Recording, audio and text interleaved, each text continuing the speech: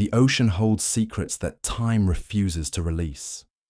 Beneath miles of dark water, where sunlight has never touched the seafloor, lie the remnants of vessels that once carried dreams, ambitions, and human lives across the world's most treacherous waters. Tonight, we drift together into the quiet depths where these ghostly hulks rest in eternal silence, their stories whispered only by the currents that flow through their broken corridors. Welcome to a journey through the world's most haunting maritime mysteries. For the next 2 hours, we'll explore shipwrecks that have become more than mere accidents of history. They are underwater monuments to human courage, folly, and the relentless power of the sea. Each vessel we encounter tonight carries with it not just the weight of twisted metal and rotting wood, but the echoes of final moments, last words, and dreams that sank beneath the waves. But this isn't a story of tragedy alone. It's a meditation on time itself, on how the ocean transforms disaster into something almost sacred.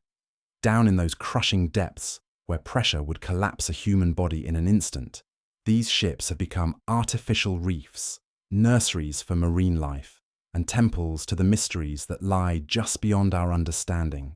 As you settle in for the night, let the gentle rhythm of these stories carry you into peaceful sleep. Each shipwreck we'll visit holds secrets that historians are still trying to unravel, questions that may never find answers, and legends that blur the line between fact and maritime folklore.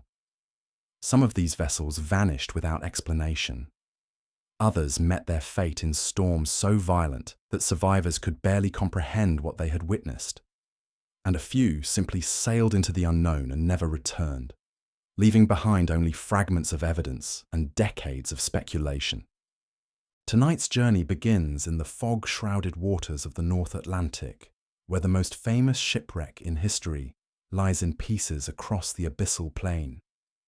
But we won't linger long with familiar stories. Instead, we'll venture into deeper mysteries, exploring vessels whose names have been forgotten by all but the most dedicated maritime archaeologists and the families who still light candles for sailors who never came home. The Empress of Ireland rests in the murky waters of the St. Lawrence River, her hull broken and scattered across the riverbed, like the fragments of a shattered dream. On the morning of May 29th, 1914, she was a floating palace, carrying over 1,000 souls toward what they believed would be a new chapter in their lives. By dawn, she had become a tomb, taking with her secrets that the river has never surrendered. What makes the Empress of Ireland so haunting isn't just the scale of the tragedy, but the speed with which disaster struck. In the pre-dawn darkness, thick fog had settled over the river like a living thing, reducing visibility to mere yards. The Norwegian coal ship Storstad emerged from this fog like a spectre, her reinforced bow cutting through the liner's starboard side with the inevitability of fate itself. The collision lasted only seconds, but those seconds contained lifetimes. Passengers awakened not to gentle morning light, but to the sound of tearing metal and rushing water. The ship began listing immediately, her elegant staterooms flooding with shocking speed. What followed was 14 minutes of chaos, heroism, and heartbreak, as over 1,000 people fought for their lives in the frigid waters of the St. Lawrence. Today, the Empress lies on her starboard side in 130 feet of water, deep enough to challenge even experienced divers, shallow enough that her ghostly outline can still be explored by those brave enough to descend into her flooded corridors. Divers who have explored her remains speak of an eerie preservation, as if the cold river water has frozen not just the ship, but time itself. The first-class dining room, once filled with the laughter of passengers sharing their final meal, now hosts only fish that swim through ornate doorways and past overturned tables. Personal belongings still litter the debris field around the wreck.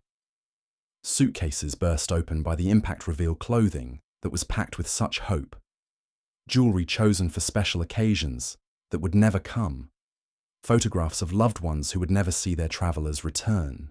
But it's in the ship's lower decks where the Empress reveals her most haunting secrets. Here, in what were once the cramped quarters of third-class passengers and crew, the evidence of that final morning remains almost untouched. Boots still sit where they were hastily abandoned.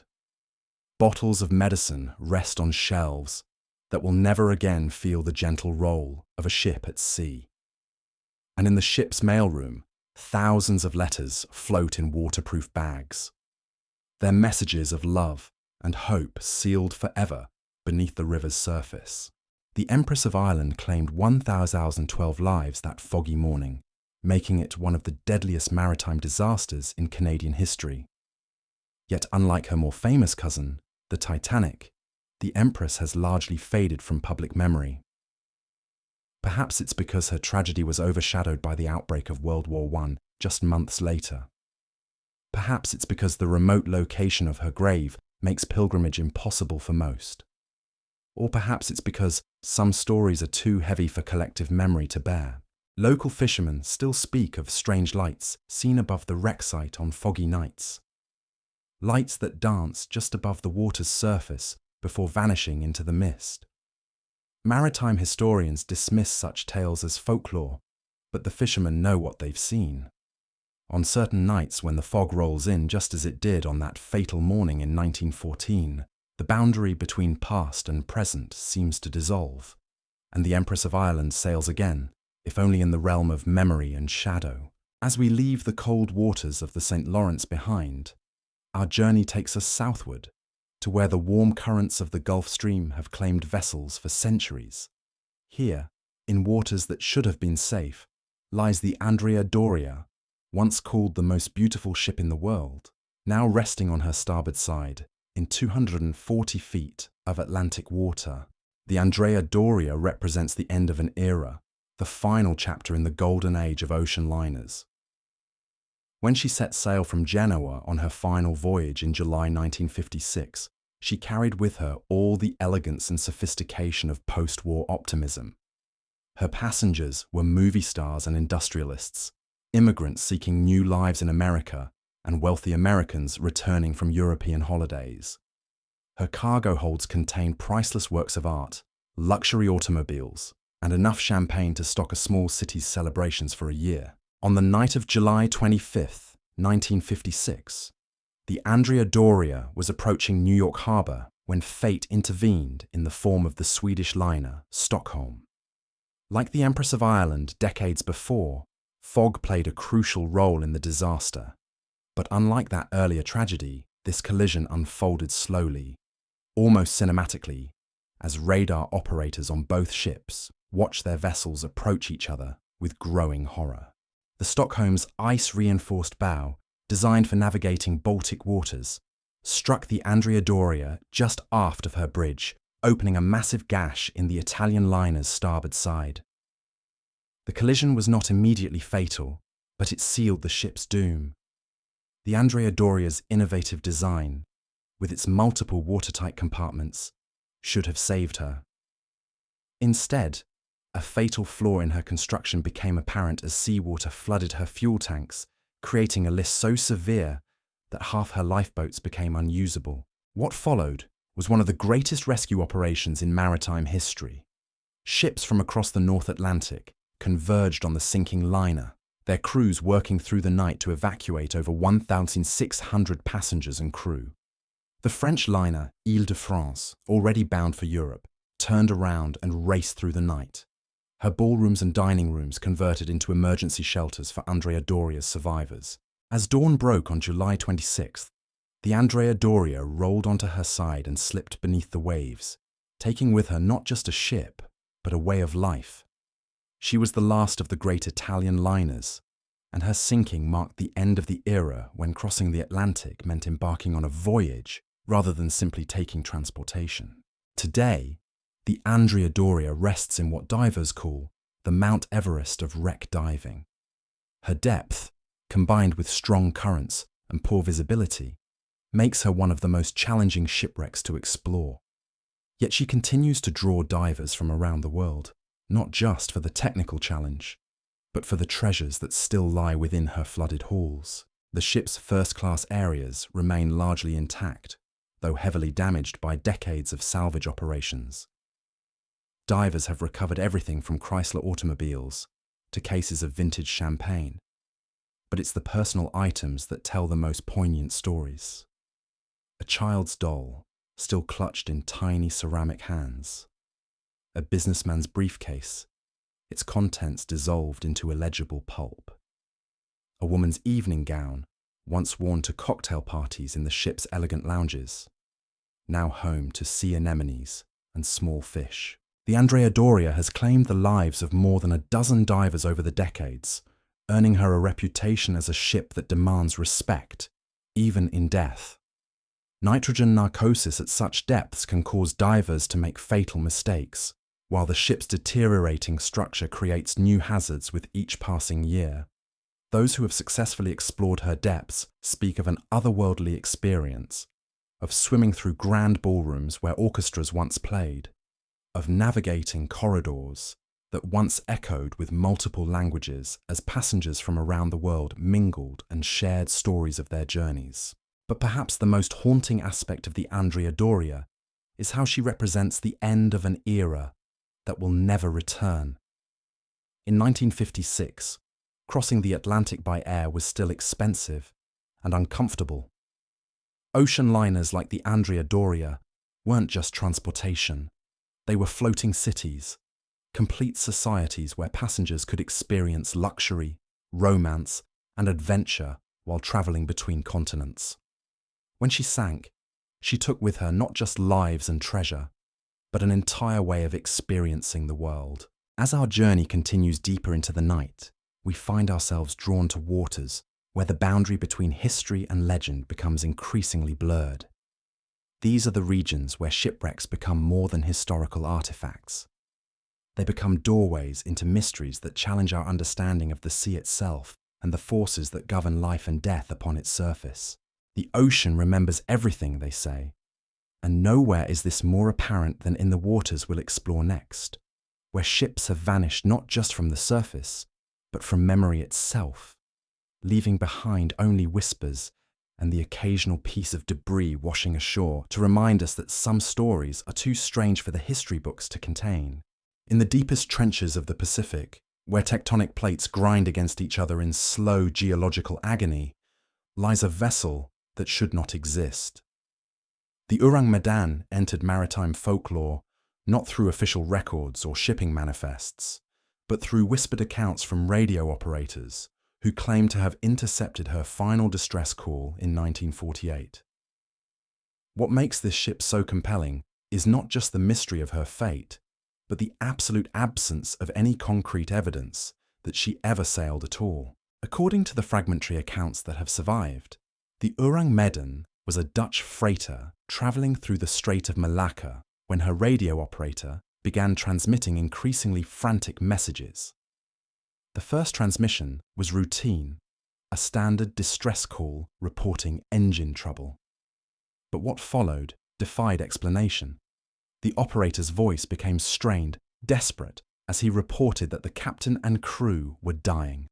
His final message, before the radio fell silent, was even more disturbing. "I die. I." Ships in the area responded to the distress call, racing through the tropical night toward the coordinates the Orang Medan had provided. What they claimed to find was a vessel drifting silently on calm seas. Her engines stopped. Her crew scattered across the deck in positions that suggested they had died in sudden, overwhelming terror. The ship's dog was found frozen mid-bark, its mouth open in a silent howl. Even more unsettling, witnesses reported that the bodies showed no signs of injury, disease, or violence. They had simply died, all at once, their faces locked in expressions of absolute horror. But before any investigation could be conducted, the rescue ship that had boarded the Orang Medan reported smoke rising from her hold. Within minutes, the mysterious freighter erupted in flames so intense that the rescue crew barely escaped with their lives. The Orang Medan burned completely and sank, taking with her any evidence of what had killed her crew, or even proof that the incident had actually occurred. Skeptics point out that no shipping company has ever claimed ownership of a vessel named Orang Medan. No port authority has any record of her departure or expected arrival. The Lloyd's Shipping Register, which meticulously documents every merchant vessel of significant size, contains no mention of her existence. Yet the story persists, passed down through generations of sailors who swear they heard the tale from someone who was there, someone who witnessed the impossible. What transforms the Orang Medan from mere maritime legend into something far more unsettling is the pattern she represents. Throughout the 20th century, ships have vanished in these same waters under circumstances that defy rational explanation. Vessels equipped with the latest navigation and communication equipment simply disappear, leaving behind no distress calls, no debris fields, no survivors to tell their stories. The sea closes over them as if they had never existed, and only empty shipping schedules and worried families mark their passing. Local fishermen in the Strait of Malacca speak of nights when the water itself seems to glow with an internal light, when compass needles spin wildly and radio equipment fills with static that sounds almost like voices. They tell stories of ghost ships seen sailing against the wind, their crews visible as shadowy figures moving about their duties on vessels that should have sunk decades ago. Maritime authorities dismiss such accounts as superstition, but the fishermen know what they have witnessed in these waters, where the boundary between the natural and supernatural grows thin. The Orang Medan may never have existed in any physical sense, but her story serves as a vessel for fears that are very real. In an age when technology promises to track every movement, monitor every signal, and account for every missing person, the idea that an entire ship and crew could simply vanish without explanation touches something primal in the human psyche. We need our mysteries to have solutions, our disappearances to have explanations, our dead to leave behind evidence of their passing. Yet the ocean recognizes no such human need for closure. In its deepest places, where pressure would crush submarines and darkness is absolute, the sea keeps its secrets with the patience of geological time. Ships that have vanished in these waters may rest in trenches so deep that they will never be found, their hulls compressed into unrecognizable debris, their crews transformed into elements that will cycle through the ocean's chemistry for millennia to come. As we drift further into the night, our journey takes us to waters where documented history meets inexplicable phenomena. The SS Valencia, which foundered off the coast of Vancouver Island in 1906, represents a different kind of maritime mystery. Unlike the possibly fictional Orang Medan, the Valencia's tragedy is well documented, witnessed by dozens of survivors and rescue workers. Yet, even this thoroughly recorded disaster carries with it elements that challenge rational explanation. The Valencia was carrying 164 passengers and crew when she ran aground on the rocks near Pachena Point during a fierce January storm.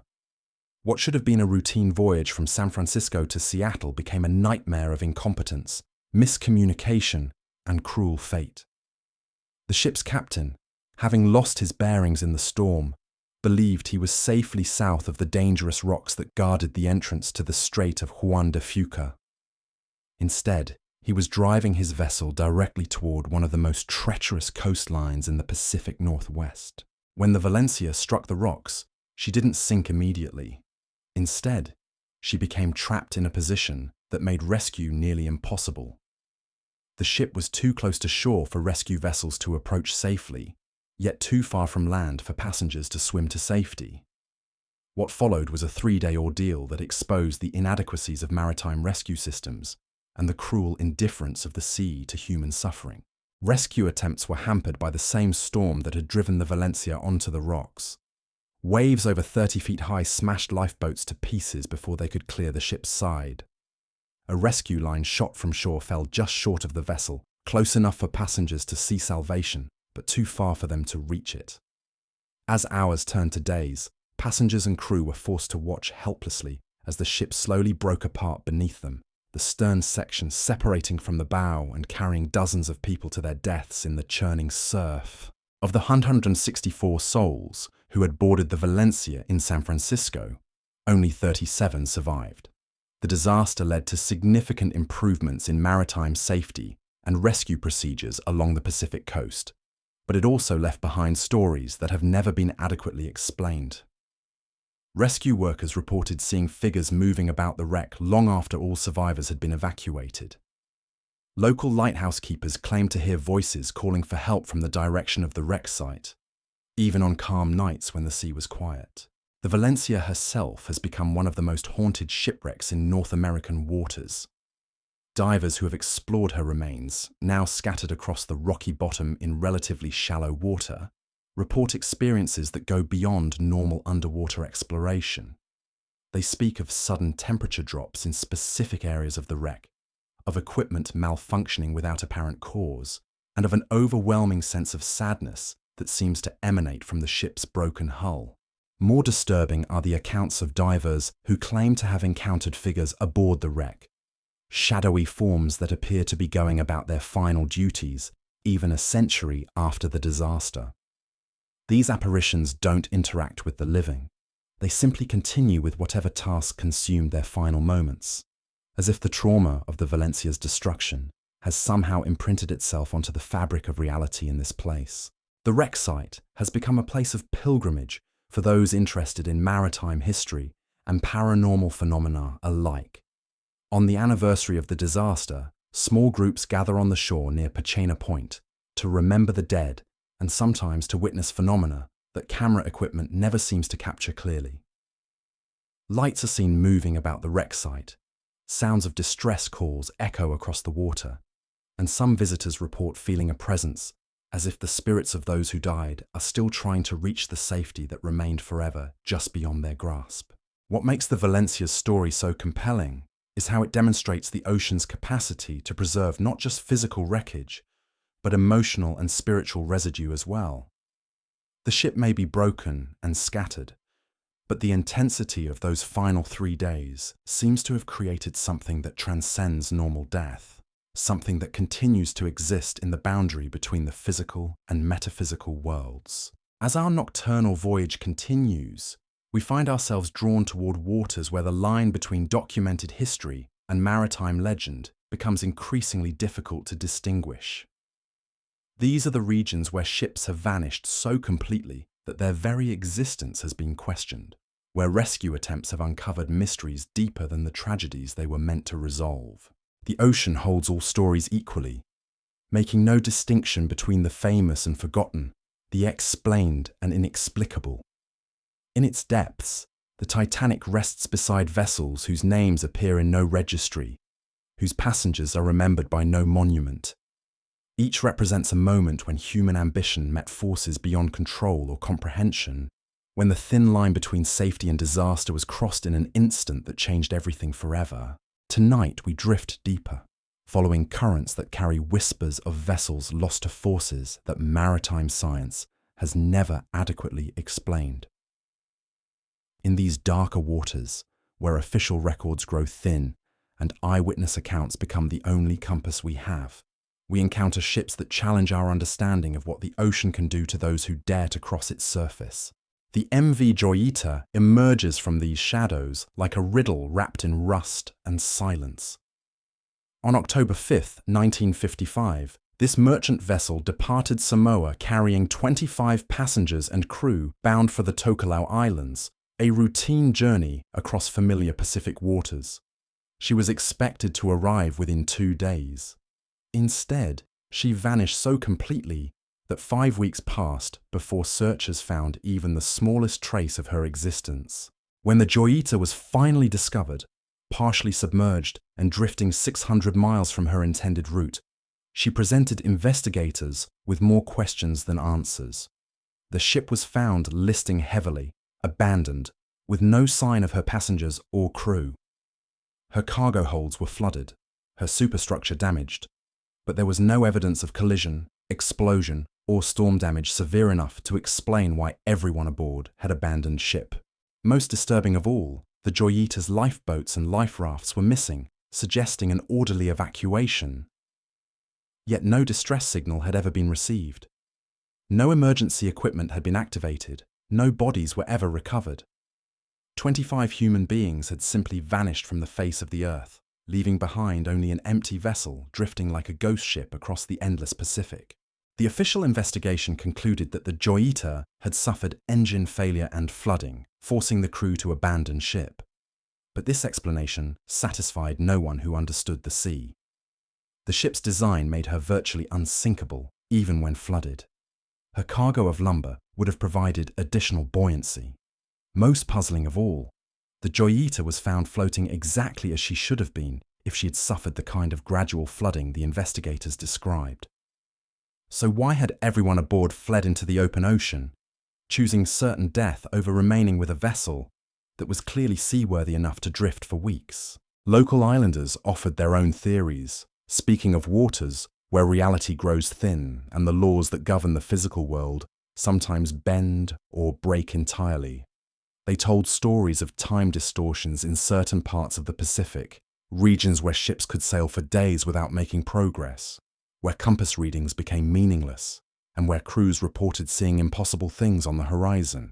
The Joyita herself continued to drift for months after her discovery, eventually sinking in deep water, where her hull now rests among the abyssal plains.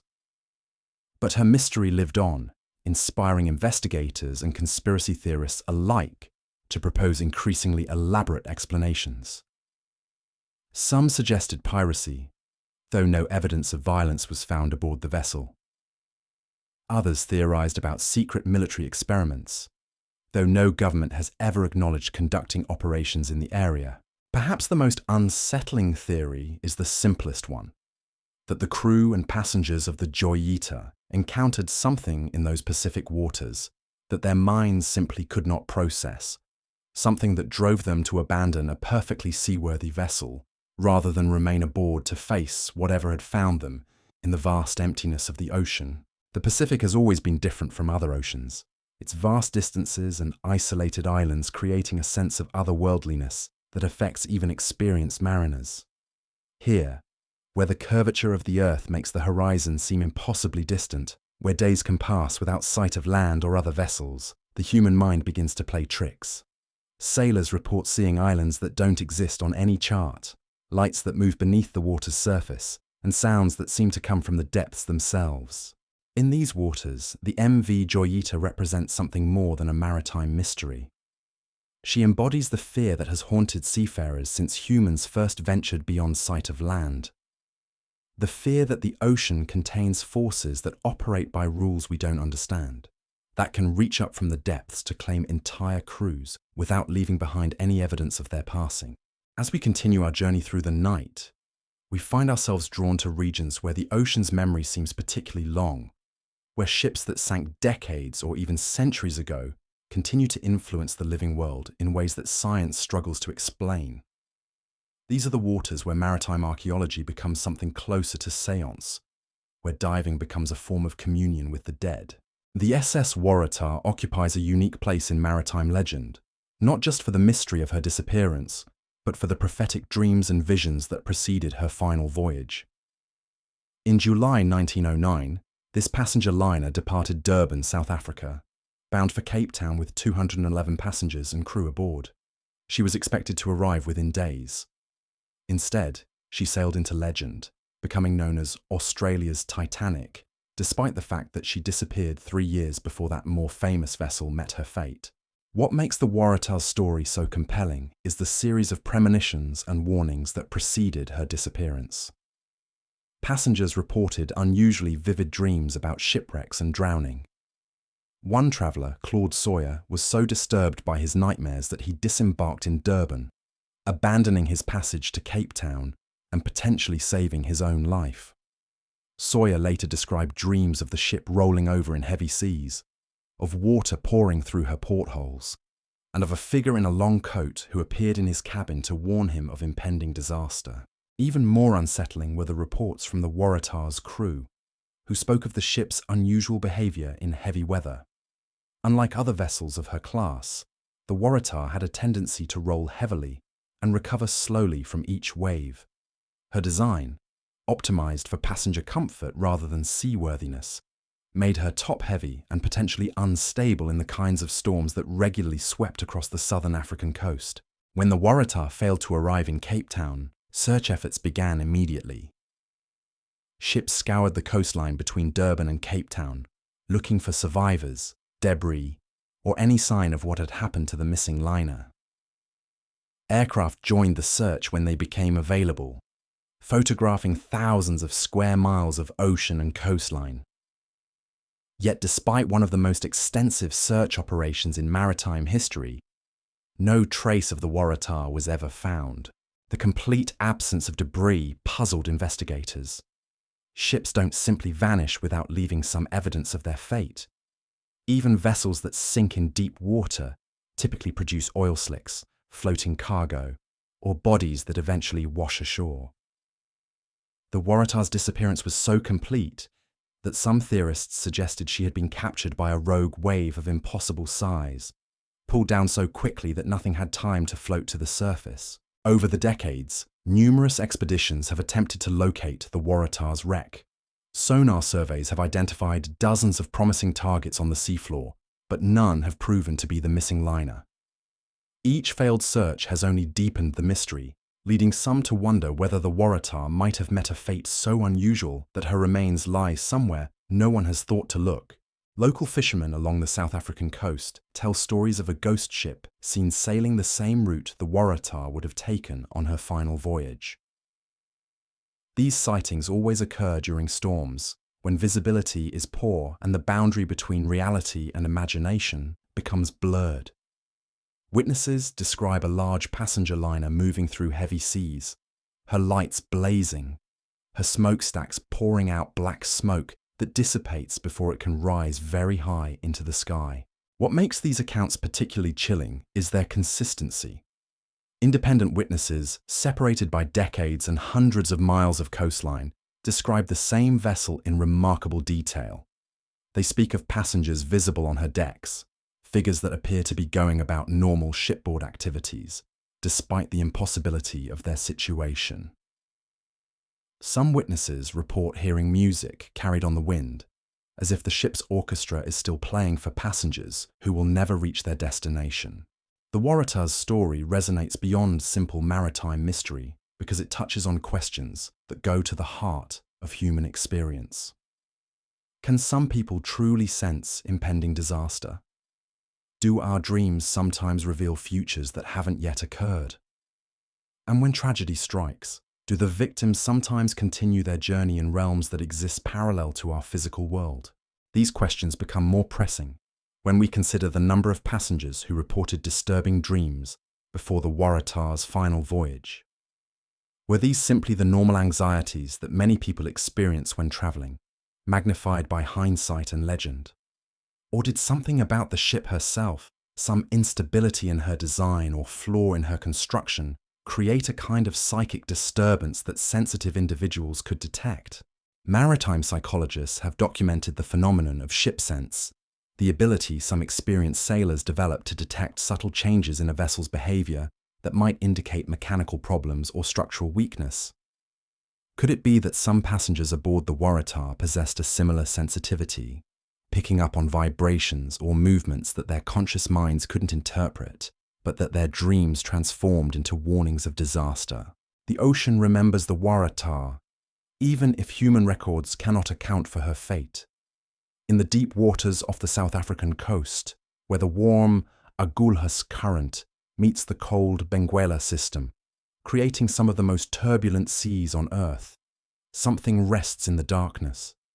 Whether it's the physical remains of a passenger liner or something more ephemeral, the echo of 201 souls who trusted the sea with their lives and found that trust betrayed continues to influence those who venture into these waters.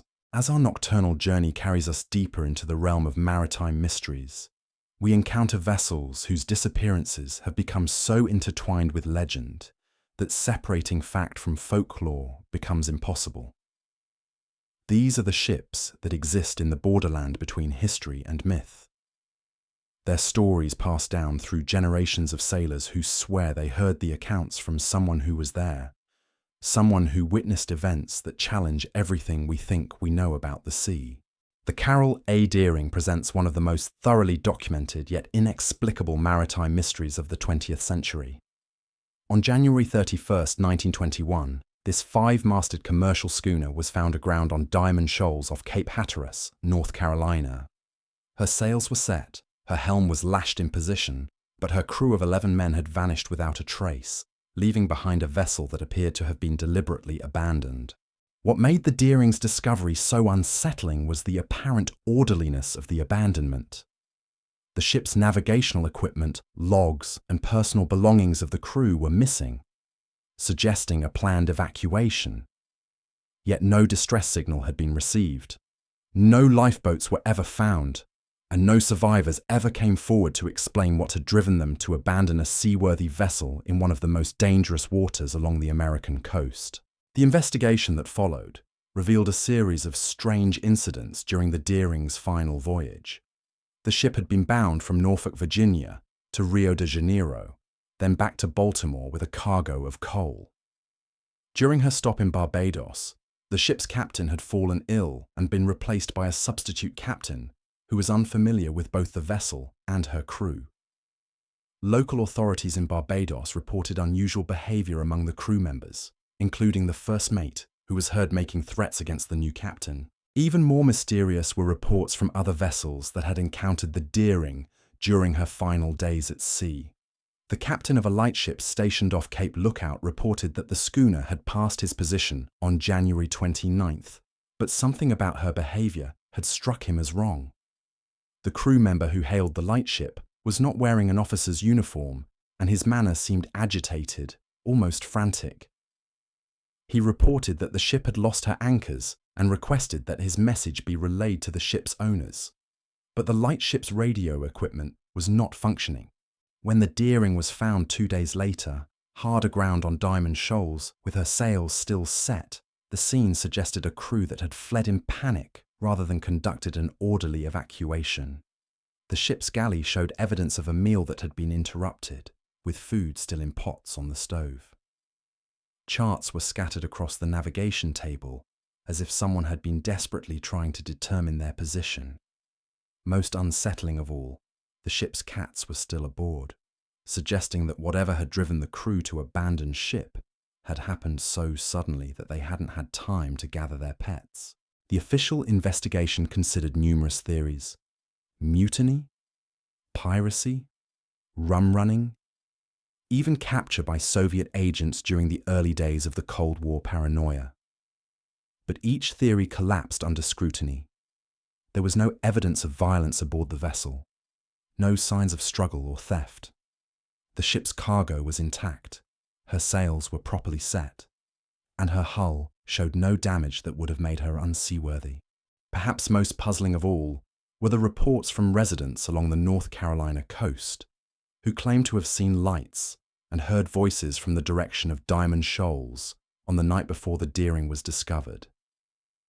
These witnesses described what sounded like men calling for help, but rescue boats that investigated found nothing but empty water.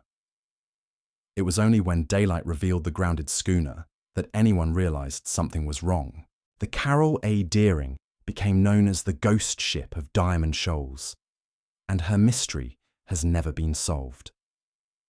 The 11 men who sailed her on that final voyage simply vanished, leaving behind no bodies, no messages, no explanation for their disappearance. Theories continue to proliferate among maritime historians and amateur investigators, but the sea has kept its secret for over a century. Local fishermen working the waters around Diamond Shoals report strange phenomena that they associate with the Deering's fate. Compass readings become erratic in the area where she ran aground. Radio equipment picks up voices speaking in languages that sound almost familiar but can never quite be understood. On foggy nights, when visibility drops to near zero, some claim to see the outline of a 5-masted schooner sailing through waters too shallow for any vessel to navigate safely. The Deering story embodies one of the ocean's most unsettling characteristics: its ability to swallow human beings so completely that they leave no trace of their passing. Unlike disasters that produce bodies, debris, or survivors to tell the tale, some maritime mysteries simply erase people from existence, leaving behind only empty vessels and unanswered questions. As we drift deeper into the night, following currents that carry stories from the darkest corners of maritime history, we find ourselves in waters where the boundary between the natural and supernatural becomes increasingly difficult to distinguish. These are the regions where ships don't just sink, they seem to slip through cracks in reality itself, taking their crews with them into realms that exist parallel to our own. The ocean's memory runs deeper than human history, carrying within its currents the echoes of vessels that sailed these waters long before modern navigation, radio communication, or rescue services existed. In the deepest trenches, where pressure creates an environment more hostile than outer space, lie the remains of ships whose very existence has been forgotten by everyone except the sea itself. These forgotten wrecks rest in eternal darkness, their stories known only to the creatures that now call their broken hulls home, their mysteries preserved in the abyssal silence where no human voice will ever call for help again.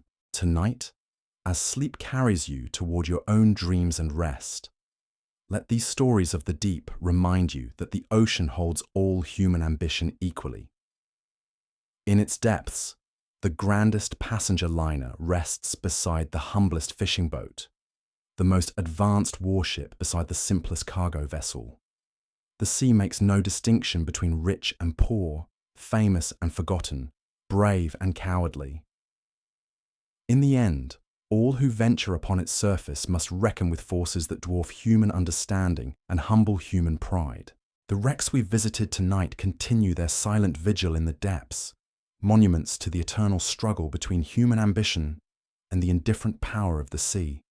They rest now beyond the reach of storms, beyond the touch of time, in places where the only visitors are the deep-dwelling creatures that have made their peace with the crushing darkness.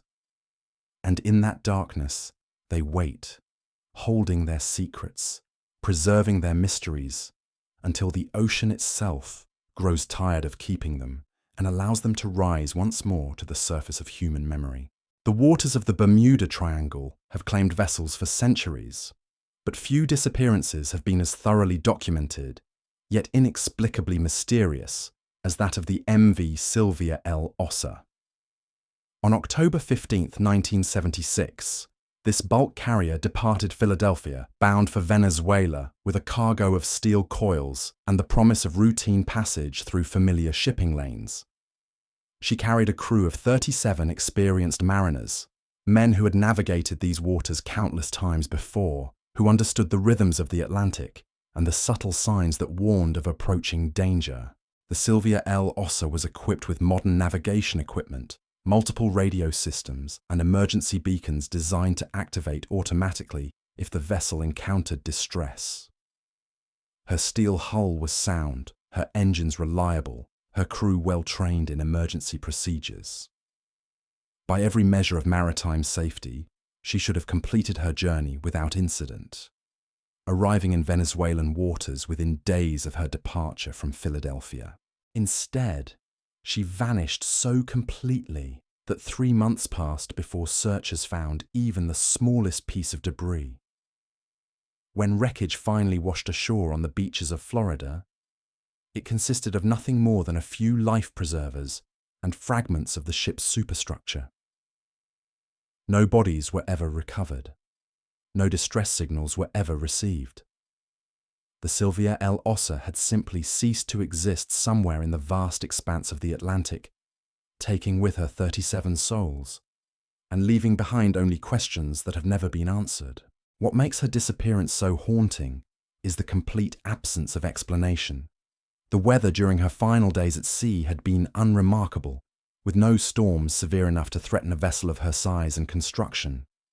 Her planned route took her through well-travelled shipping lanes, where other vessels would have witnessed any disaster severe enough to sink her. Yet no captain reported seeing distress flares. No radio operator heard calls for help. No radar installation detected anything unusual in the area where she should have been sailing. The investigation that followed considered every possibility that maritime science could offer.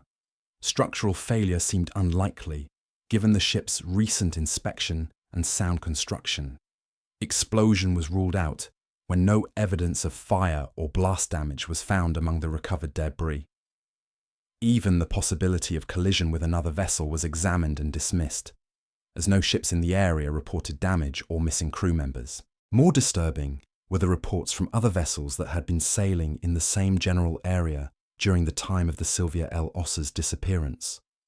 Several captains reported unusual radio interference, compass readings that fluctuated wildly for no apparent reason, and electronic equipment that malfunctioned without explanation. One tanker captain described passing through a region where his radar screens showed phantom contacts, ghost ships that appeared and disappeared randomly, creating a sense of unease among his crew that persisted for days after they had left the area behind. Local marine salvage companies familiar with these waters speak of the Bermuda Triangle not as a place of supernatural phenomena, but as a region where the normal rules of navigation and communication seem subject to periodic suspension. They tell stories of rescue operations where GPS coordinates lead to empty water, where sonar readings detect massive underwater objects that vanish when approached, where radio transmissions arrive hours or even days after they were sent. The Sylvia L. Ossa now rests somewhere in the depths of the Atlantic, her exact location unknown despite decades of searching by both official investigators and amateur treasure hunters. Computer models of ocean currents suggest that her wreck should lie within a relatively small area of seafloor, but repeated sonar surveys have failed to locate her hull. It's as if the ocean has absorbed her completely, erasing even the physical evidence of her existence. Families of the 37 crew members who vanished with the ship continue to gather each October 15th, marking the anniversary of a disappearance that robbed them of both loved ones and closure. They speak of dreams in which their fathers, brothers, and sons appear to be continuing their duties aboard a vessel that sails in waters no living person can reach. These dreams are remarkably consistent, describing the crew as unaware of their fate, going about their shipboard routines in a realm where time has stopped and the voyage continues forever. Maritime psychologists who have studied such phenomena suggest that the family's shared experiences may represent a form of collective unconscious processing of grief and loss. But the family members themselves are convinced that something more profound is occurring, that their loved ones continue to exist in a state that transcends normal death, sailing forever through waters that exist parallel to our own physical reality. As our journey through the night continues, we find ourselves drawn to regions where the ocean's capacity for preserving mysteries becomes even more apparent.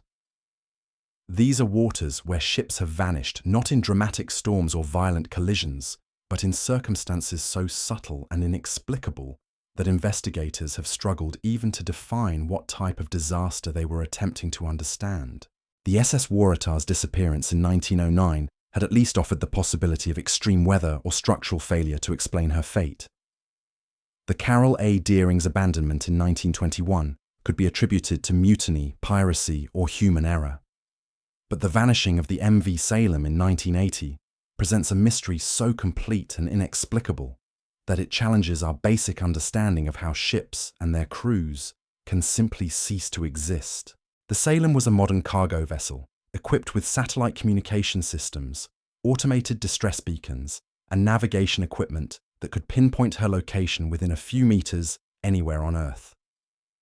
Her crew of 29 included some of the most experienced mariners in the merchant fleet, men who had sailed through hurricanes, navigated ice fields, and survived mechanical failures that would have doomed lesser crews. When she departed Hamburg, bound for New York with a cargo of industrial machinery, there was no reason to expect anything other than a routine Atlantic crossing. The Salem's final radio transmission was received on January 3, 1980, a routine position report indicating that she was making good time through calm seas approximately 400 miles south of Newfoundland. Her captain reported fair weather, normal engine operation, and an estimated arrival time in New York that was actually ahead of schedule. Nothing in his voice suggested concern or uncertainty.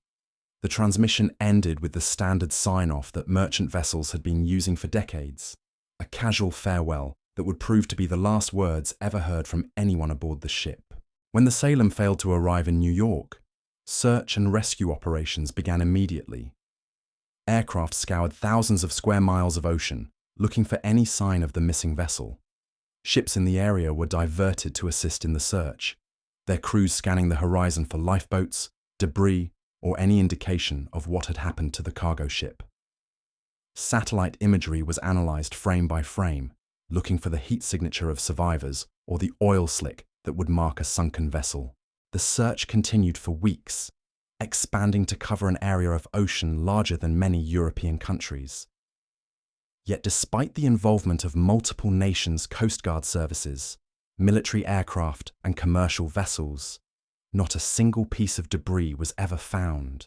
The Salem had vanished as completely as if she had never existed, taking with her 29 crew members and leaving behind only scheduled arrival times that would never be met. What makes the Salem's disappearance so particularly unsettling is how it occurred during an era when such complete vanishings should have been impossible. By 1980, international maritime law required vessels of her size to carry multiple emergency radio beacons, equipment designed to activate automatically if the ship began to sink or encountered severe distress. These beacons were engineered to float free from a sinking vessel and transmit distress signals for weeks or even months, providing searchers with precise coordinates and giving survivors time to be rescued. None of the Salem's emergency equipment ever activated. No distress signals were received by any monitoring station. The ship's sophisticated navigation systems, which should have continued transmitting her position even during a catastrophic emergency, simply fell silent. It was as if the entire vessel had been lifted from the ocean's surface and transported to a place where radio waves could not reach and satellites could not see. Investigation teams studying the Salem's disappearance considered scenarios that stretch the boundaries of maritime science. Could a rogue wave of impossible size have struck the ship so suddenly that no one aboard had time to send a distress call? Oceanographers dismissed this theory, pointing out that even the most extreme waves would have left debris scattered across miles of ocean surface. Could the vessel have encountered some form of underwater explosion, perhaps from a World War II mine that had drifted far from its original location? Military experts ruled out this possibility, noting that such weapons would have created a debris field visible from aircraft. More exotic theories began to emerge as conventional explanations proved inadequate. Some investigators suggested that the Salem might have encountered a methane gas eruption from the ocean floor, a phenomenon that could theoretically reduce the water's density enough to cause a ship to sink rapidly. Others proposed that underwater landslides or seismic activity might have created localized gravitational anomalies capable of pulling a vessel beneath the surface. Each theory was examined and ultimately rejected as either physically impossible or inconsistent with the known facts of the case. The Salem's fate remains one of the most thoroughly investigated, yet completely unexplained maritime disappearances of the modern era. Her loss prompted changes in international shipping regulations, requiring additional emergency equipment and more frequent position reports. Yet even these enhanced safety measures cannot address the fundamental mystery of how a modern cargo ship and her entire crew can vanish without leaving behind any trace of their existence. Sailors who work the North Atlantic shipping lanes still speak of the Salem with a mixture of professional interest and superstitious unease. They know that the same waters that claimed her continue to challenge every vessel that crosses them, that the ocean's capacity for swallowing ships and crews remains as potent today as it was in the age of wooden sailing vessels. Some carry extra emergency equipment beyond what regulations require, not because they believe it will necessarily save them, but because the alternative, disappearing as completely as the Salem, is too terrifying to contemplate. In the deepest trenches of the Atlantic, where pressure would crush any human body instantly and darkness is absolute, something may rest that was once the MV Salem. Her hull might lie among the abyssal plains, compressed into unrecognizable wreckage, her cargo scattered across miles of seafloor. Or perhaps she rests in some other realm entirely, a place where the normal laws of physics hold no sway, and ships can sail forever through waters that exist beyond the reach of human understanding. The ocean keeps its secrets with the patience of geological time, and the Salem has become one of those secrets. Her crew of 29 continues their voyage in the realm of maritime legend, their ship sailing through waters that no satellite can observe and no rescue vessel can reach. They have joined the countless thousands who have vanished beneath the waves, their stories preserved not in official records or monuments, but in the whispered conversations of sailors who understand that the sea accepts no compromise and offers no guarantee of safe passage to anyone who dares to cross its surface. As our nocturnal journey carries us deeper into waters where mystery and maritime history intertwine, we encounter vessels whose disappearances have become so legendary that they exist more as symbols than as historical events.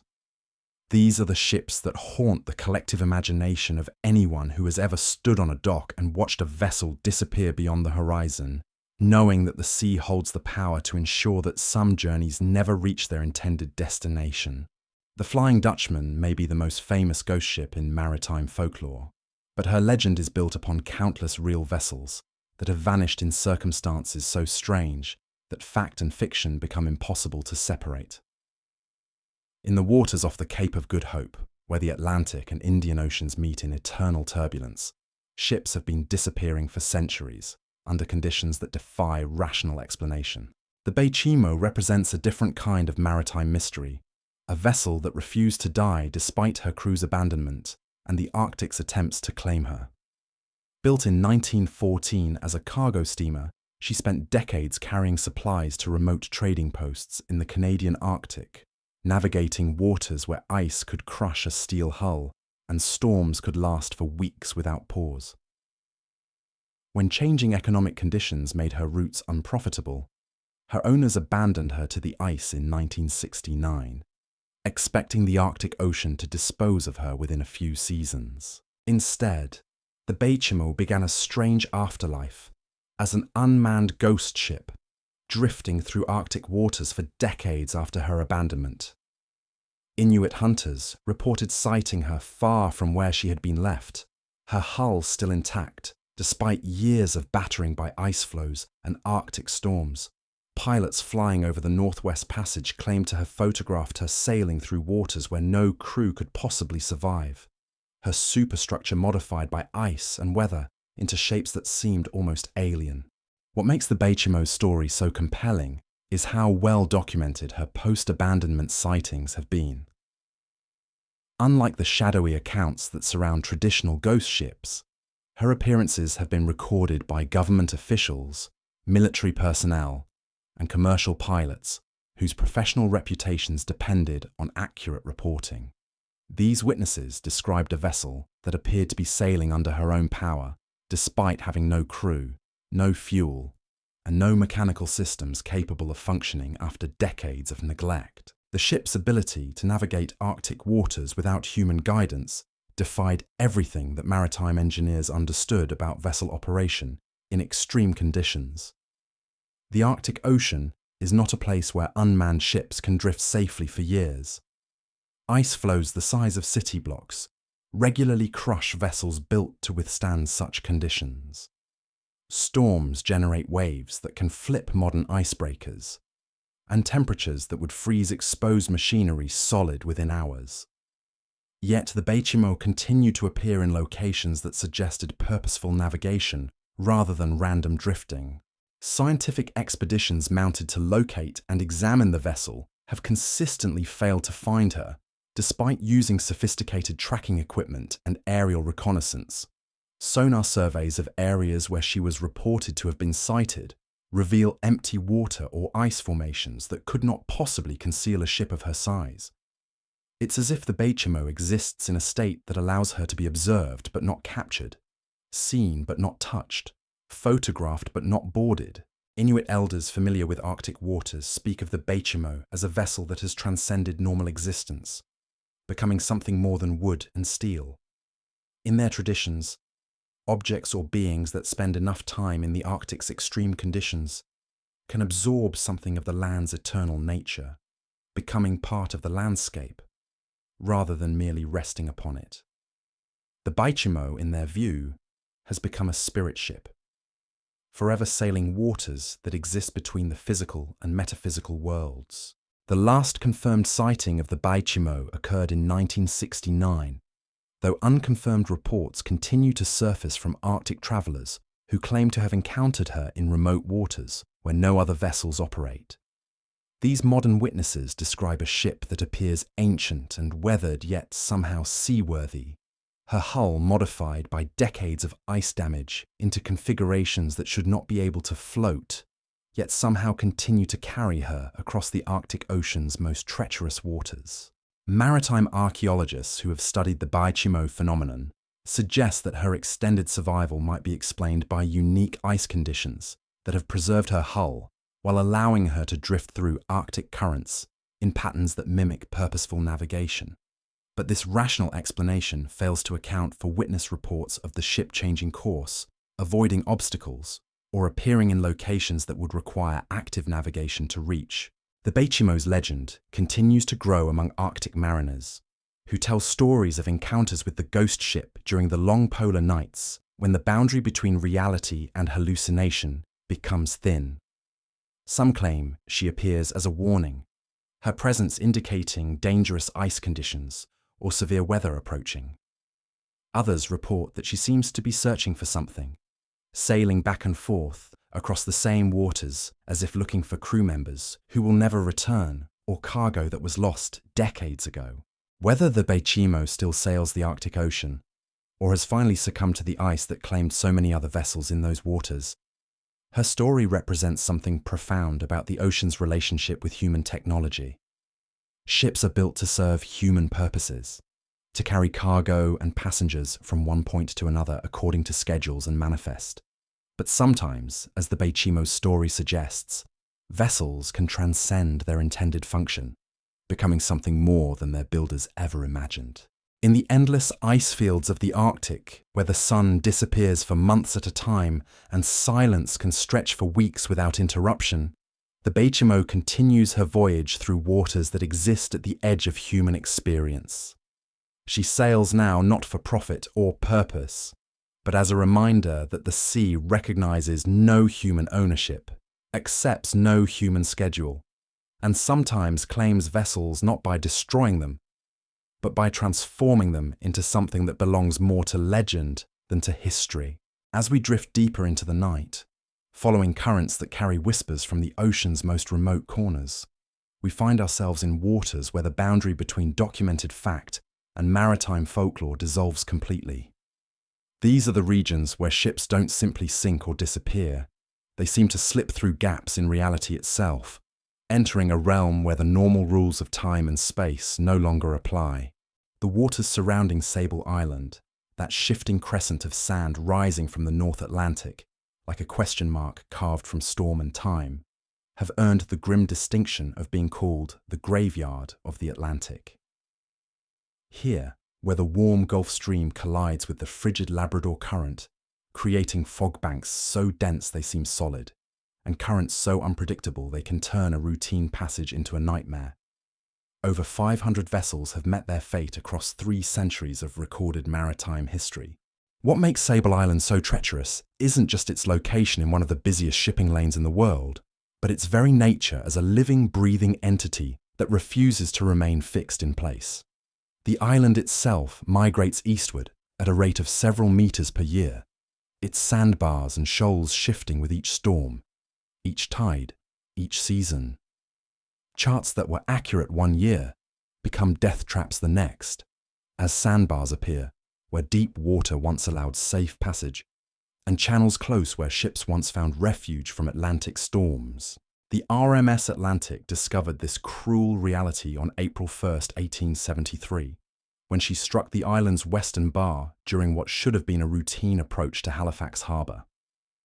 The White Star liner was carrying 952 passengers and crew, mostly Irish immigrants seeking new lives in America, when her captain made the fatal decision to attempt a shortcut through waters he believed he knew.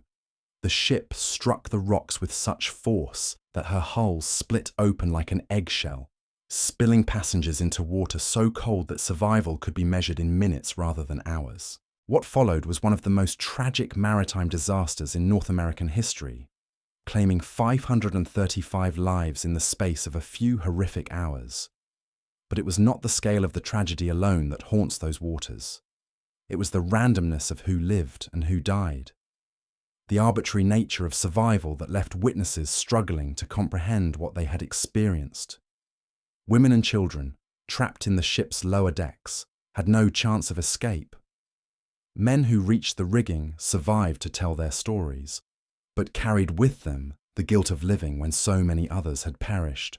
The Atlantic's wreck lies in relatively shallow water, her broken hull scattered across the rocky bottom in pieces that tell the story of that terrible night. Divers who have explored her remains describe a scene of preserved chaos, where personal belongings still lie where they fell, scattered among the twisted metal and broken timber that was once a proud ocean liner. Pocket watches stopped at the moment of impact, jewelry that was meant to start new lives in a new world. Children's toys that will never again know the laughter of their owners. But it's not just the physical evidence that makes the Atlantic's resting place so haunting. Local fishermen report strange phenomena in the waters around Sable Island, experiences that go beyond normal maritime hazards. They speak of voices heard on calm nights, the sound of crying carried on winds that blow from no particular direction. Some claim to have seen lights moving beneath the water's surface, not the steady glow of underwater equipment, but flickering illumination that moves with purpose through the wreck site. More disturbing are the reports from vessels that have passed near the island during fog conditions similar to those that claimed the Atlantic.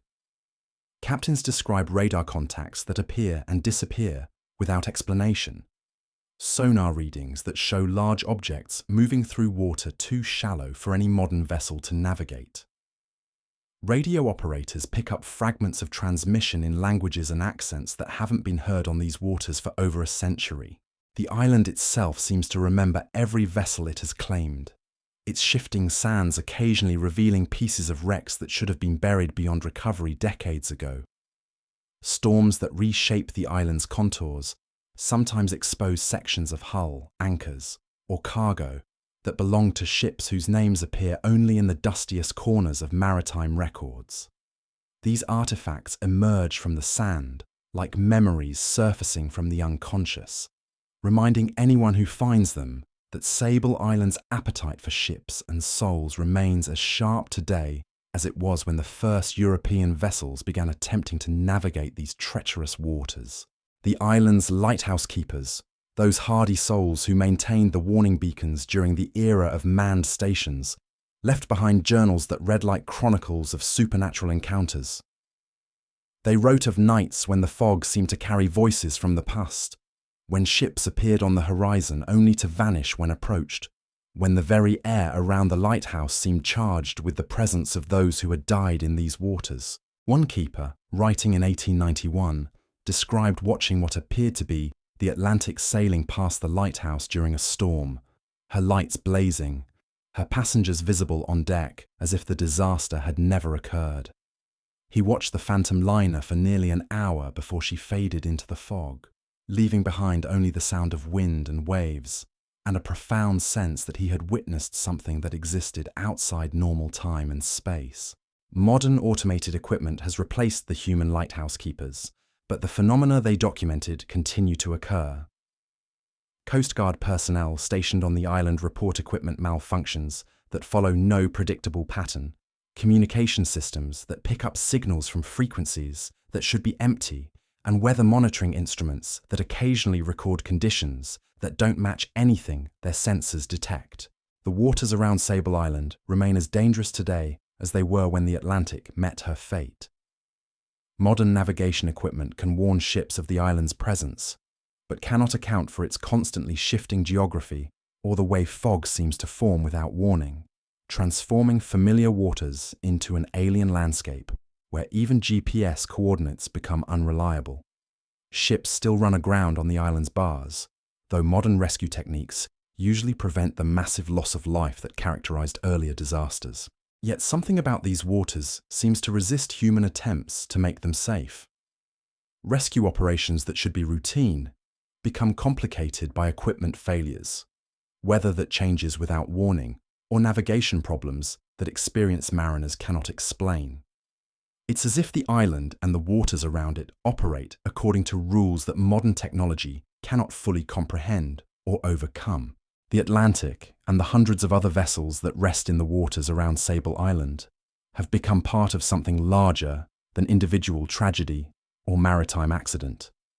They represent the ocean's ultimate authority over human ambition, its ability to transform the most careful plans into chaos, the most sophisticated technology into twisted wreckage.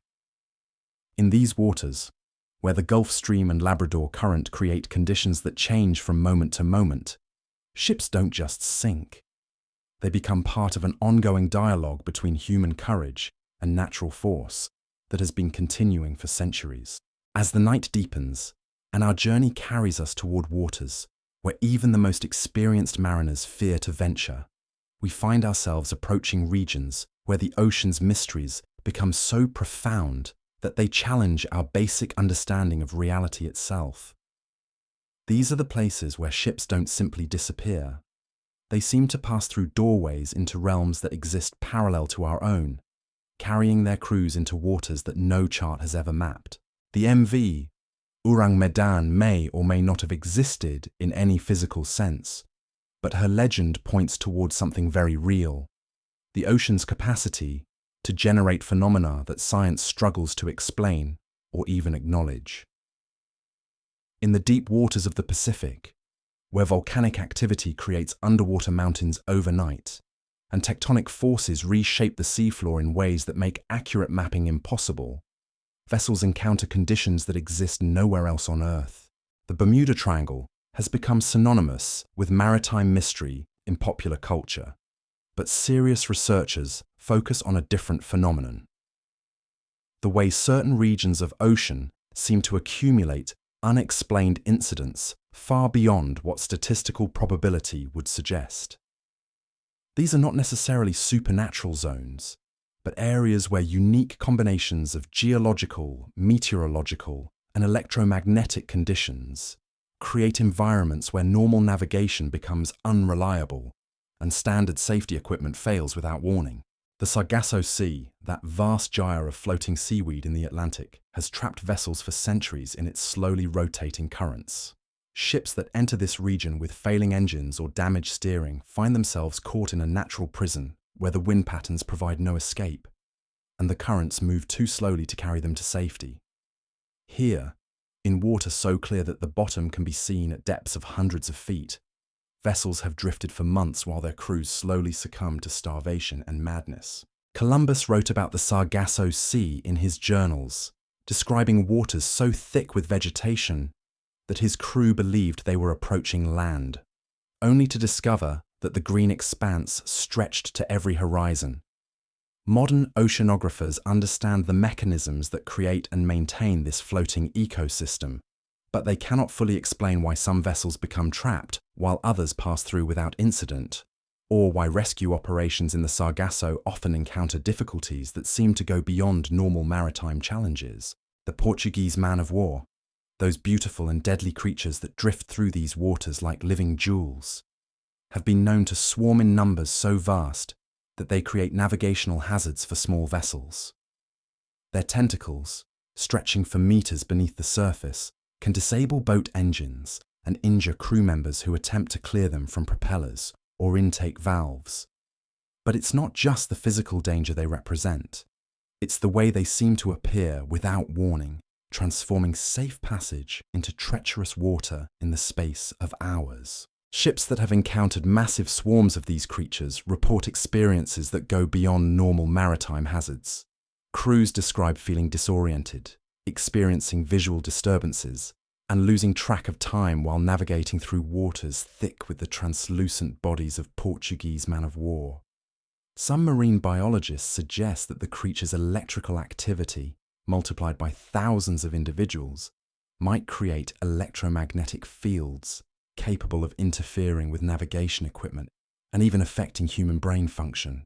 These waters also play host to phenomena that marine science acknowledges but cannot fully explain.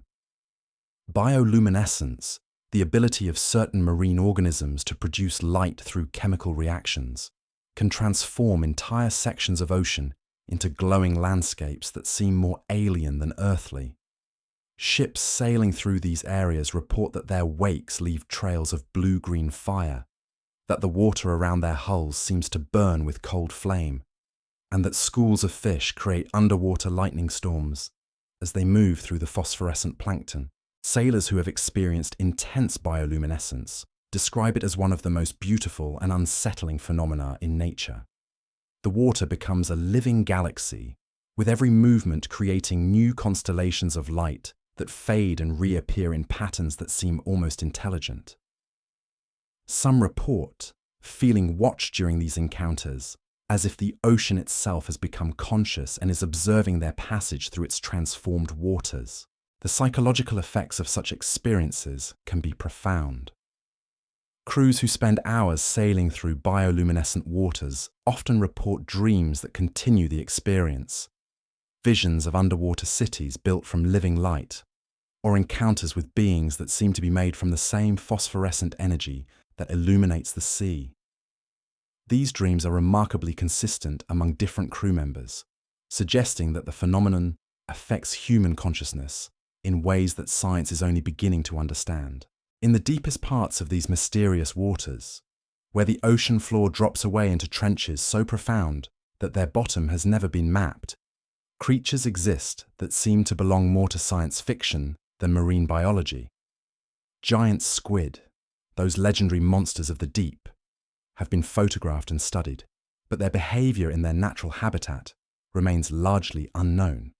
Sperm whales, which dive to incredible depths to hunt these creatures, surface with scars that tell stories of battles fought in absolute darkness, conflicts between titans that no human has ever witnessed. The sounds that emerge from these depths challenge our understanding of what lives in the ocean's deepest places. Hydrophones, underwater microphones designed to monitor submarine activity, regularly pick up sounds that don't match any known marine life. Some of these sounds are so loud they can be detected across entire ocean basins, suggesting creatures of impossible size moving through waters where no light has ever penetrated. The bloop, an ultra-low frequency sound detected by NOAA in 1997, was initially thought to be produced by some unknown sea creature larger than any whale ever discovered. Later analysis suggested it might have been caused by ice movement in Antarctica, but questions remain about other similar sounds that have been recorded in locations far from any ice formations. These acoustic mysteries remind us that the ocean's deepest places remain as unexplored as the surface of Mars, harboring secrets that may challenge everything we think we know about life on Earth. Ships that venture into these deep waters sometimes report equipment malfunctions that seem to be triggered by sounds below the range of human hearing.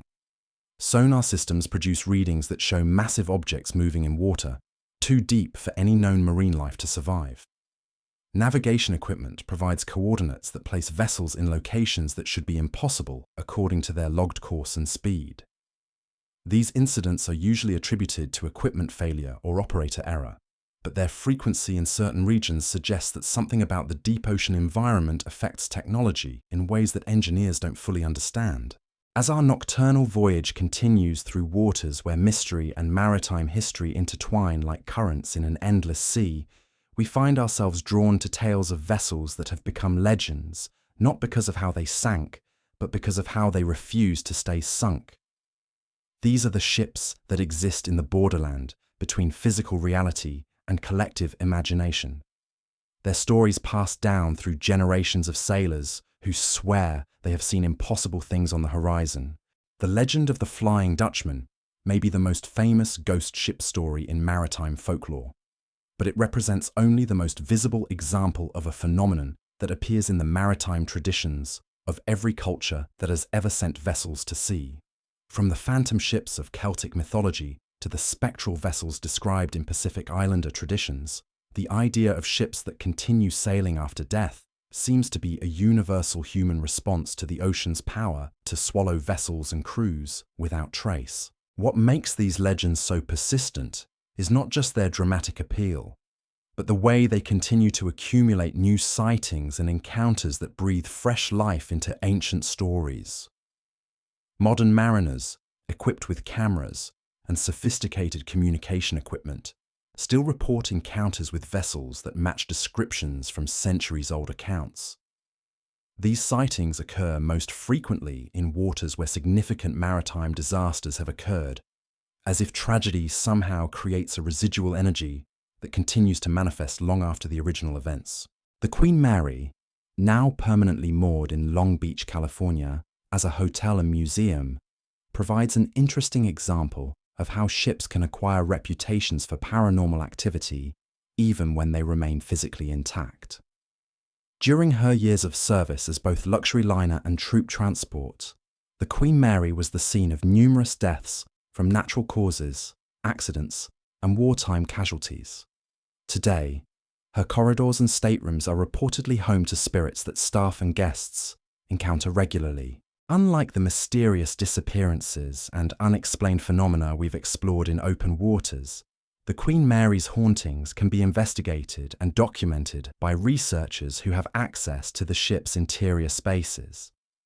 Electromagnetic field detectors register anomalous readings in specific locations.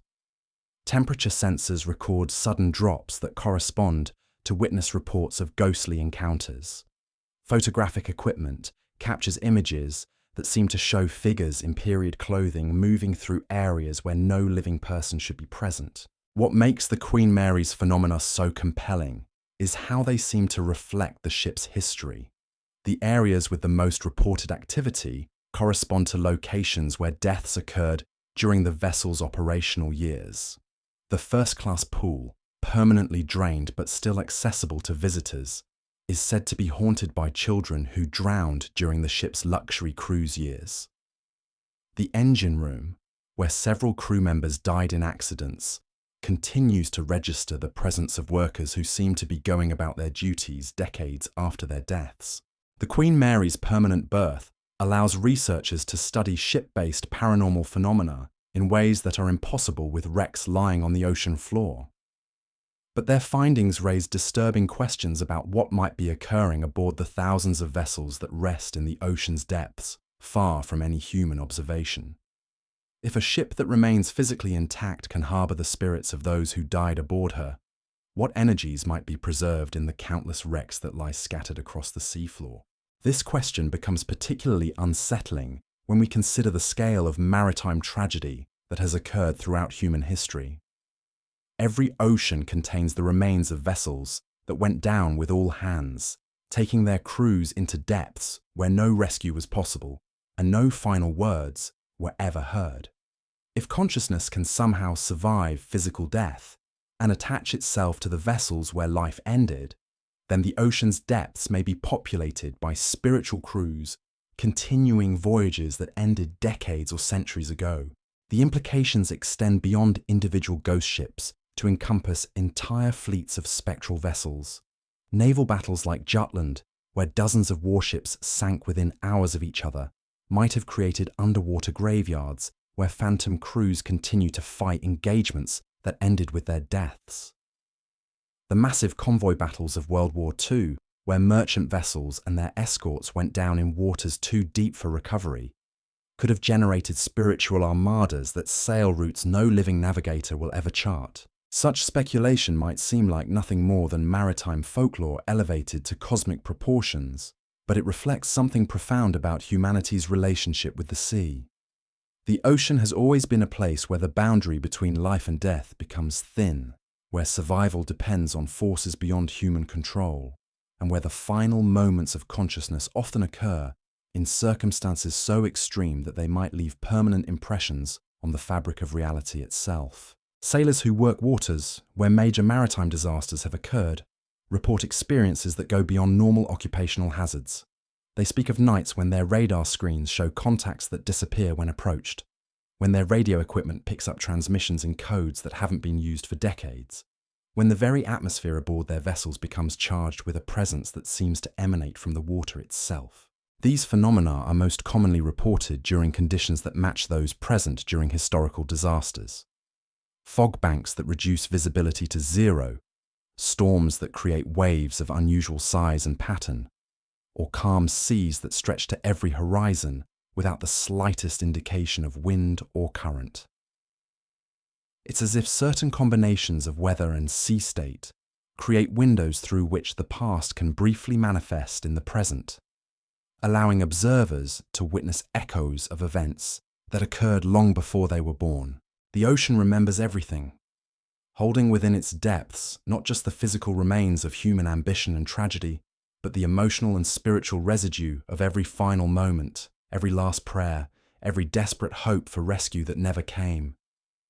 In its deepest trenches and its most remote reaches, the sea preserves these memories with the same indifference it shows to steel and wood, creating an underwater archive of human experience that spans millennia of maritime history.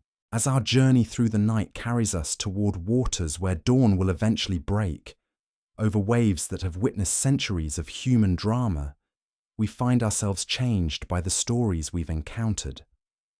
These tales of lost ships and vanished crews, of mysteries that challenge explanation and phenomena that defy rational analysis, remind us that the ocean remains one of the few places on Earth where the unknown still outnumbers the known, where human technology and understanding encounter limits that may never be overcome.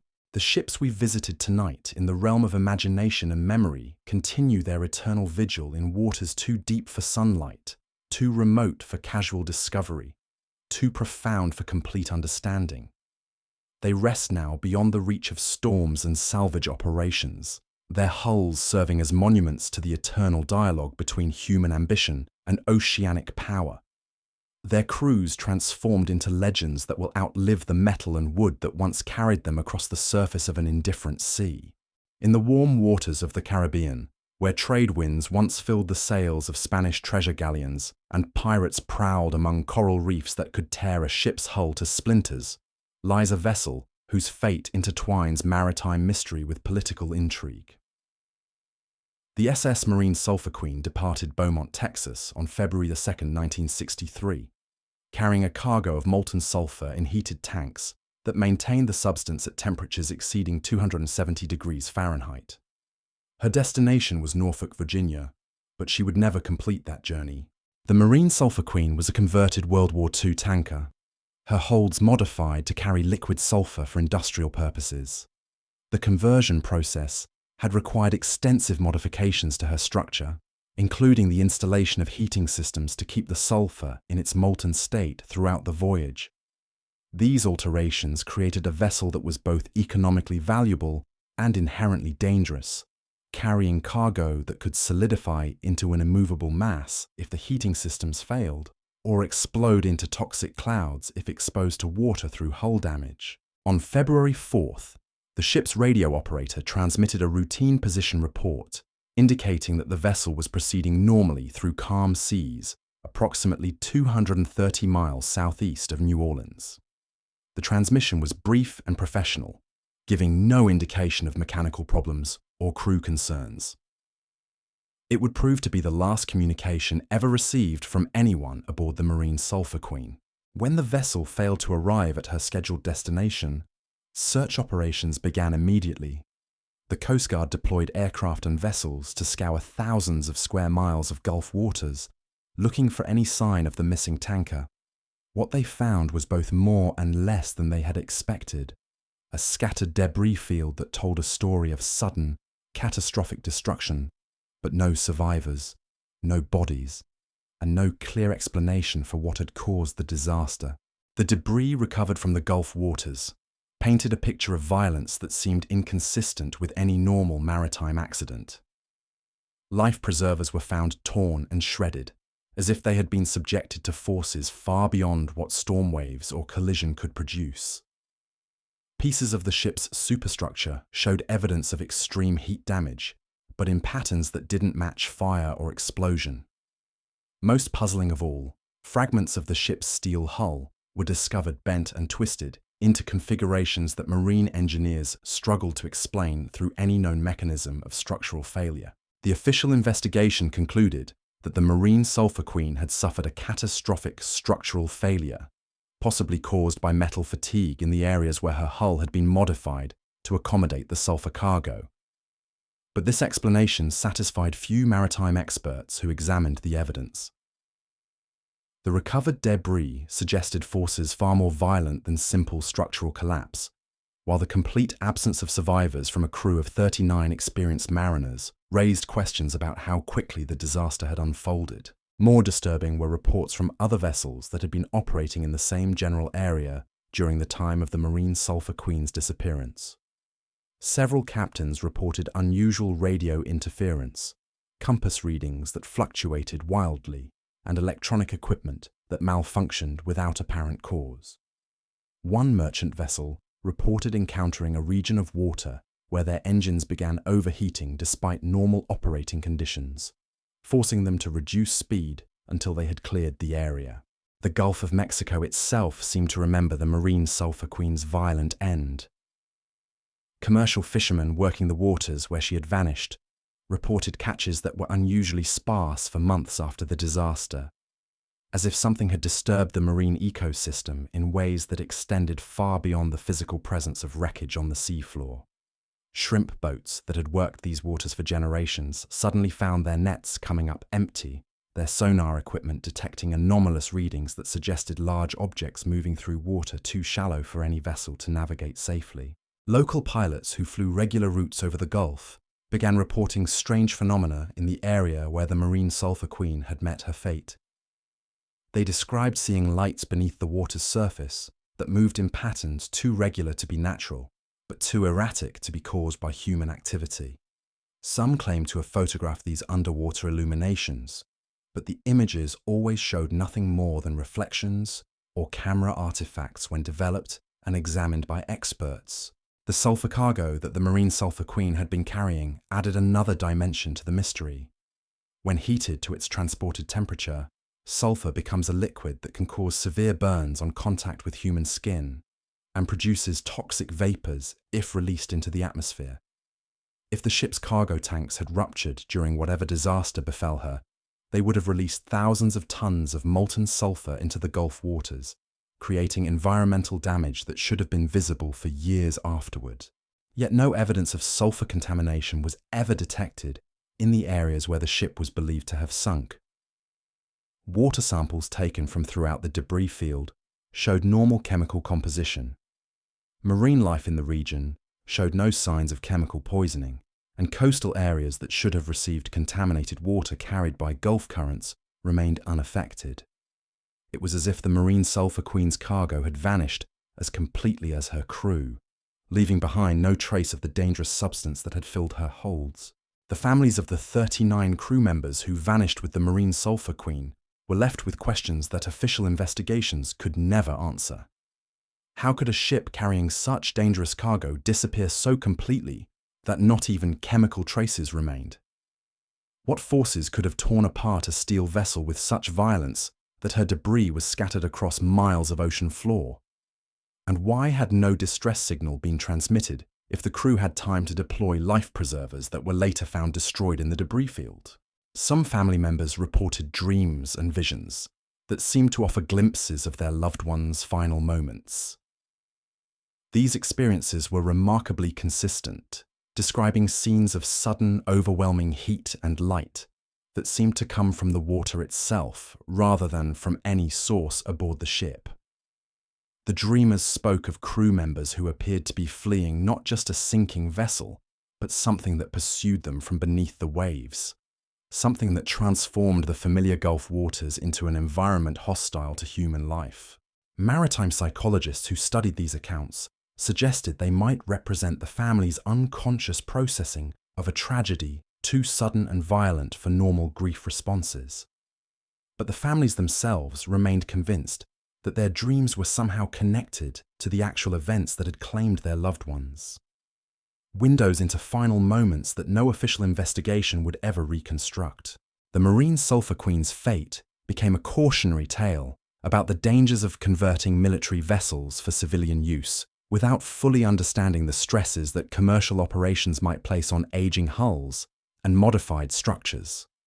New regulations were implemented requiring more thorough inspections of converted vessels, but these safety measures could not address the deeper mystery of what had actually destroyed the ship and her crew. Today, the Marine Sulphur Queen rests somewhere in the depths of the Gulf of Mexico, her exact location unknown despite decades of searching by both official investigators and private salvage companies. Computer models of Gulf currents suggest that her main wreckage should lie within a relatively small area of seafloor, but repeated sonar surveys have failed to locate her hull. The scattered debris field that marked her destruction has been absorbed by the Gulf's sandy bottom, leaving no surface indication of the tragedy that occurred in these waters. Commercial vessels that transit the shipping lanes where the Marine Sulphur Queen disappeared still report occasional equipment malfunctions and navigation anomalies that seem to cluster around the anniversary dates of her loss. These incidents are usually attributed to magnetic variations caused by underwater geological formations, but their timing and location continue to puzzle maritime authorities who monitor Gulf shipping traffic.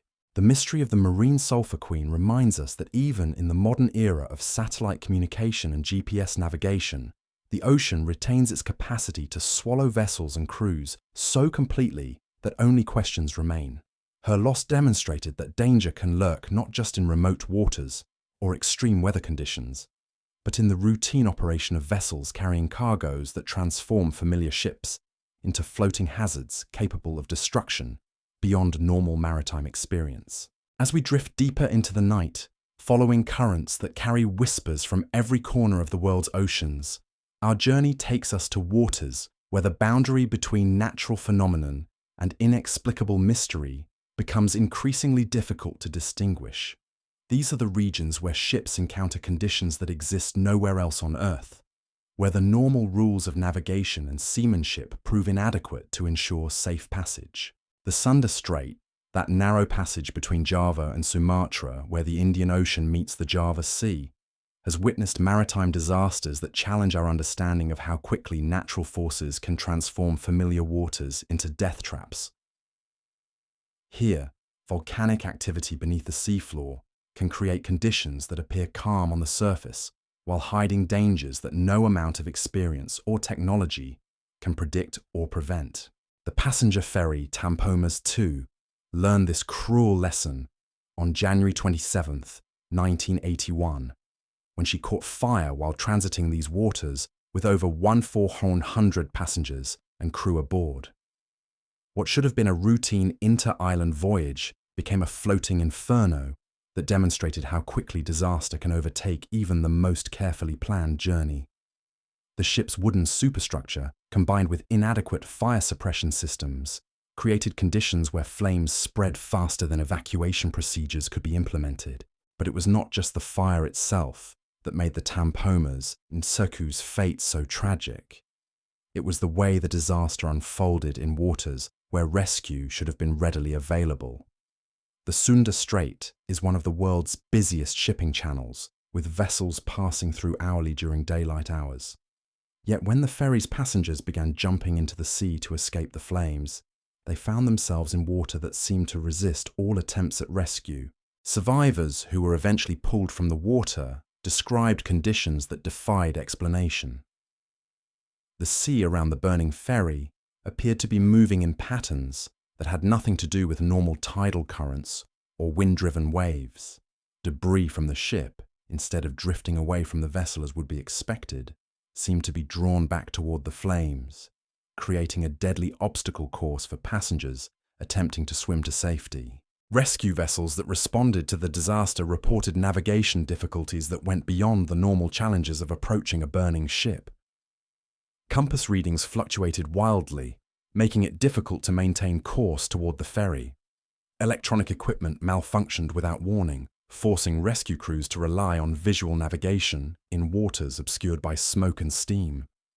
Most unsettling of all, several rescue vessels reported that their engines began overheating as they approached the disaster site, forcing them to reduce speed precisely when maximum performance was most desperately needed. The official death toll from the Tampoma's STU disaster was never definitively established, as passenger manifests were destroyed in the fire and many victims were never recovered from the waters of the Sunda Strait. Estimates range from 400 to over 1,000 fatalities, making it one of the deadliest maritime disasters in Indonesian history.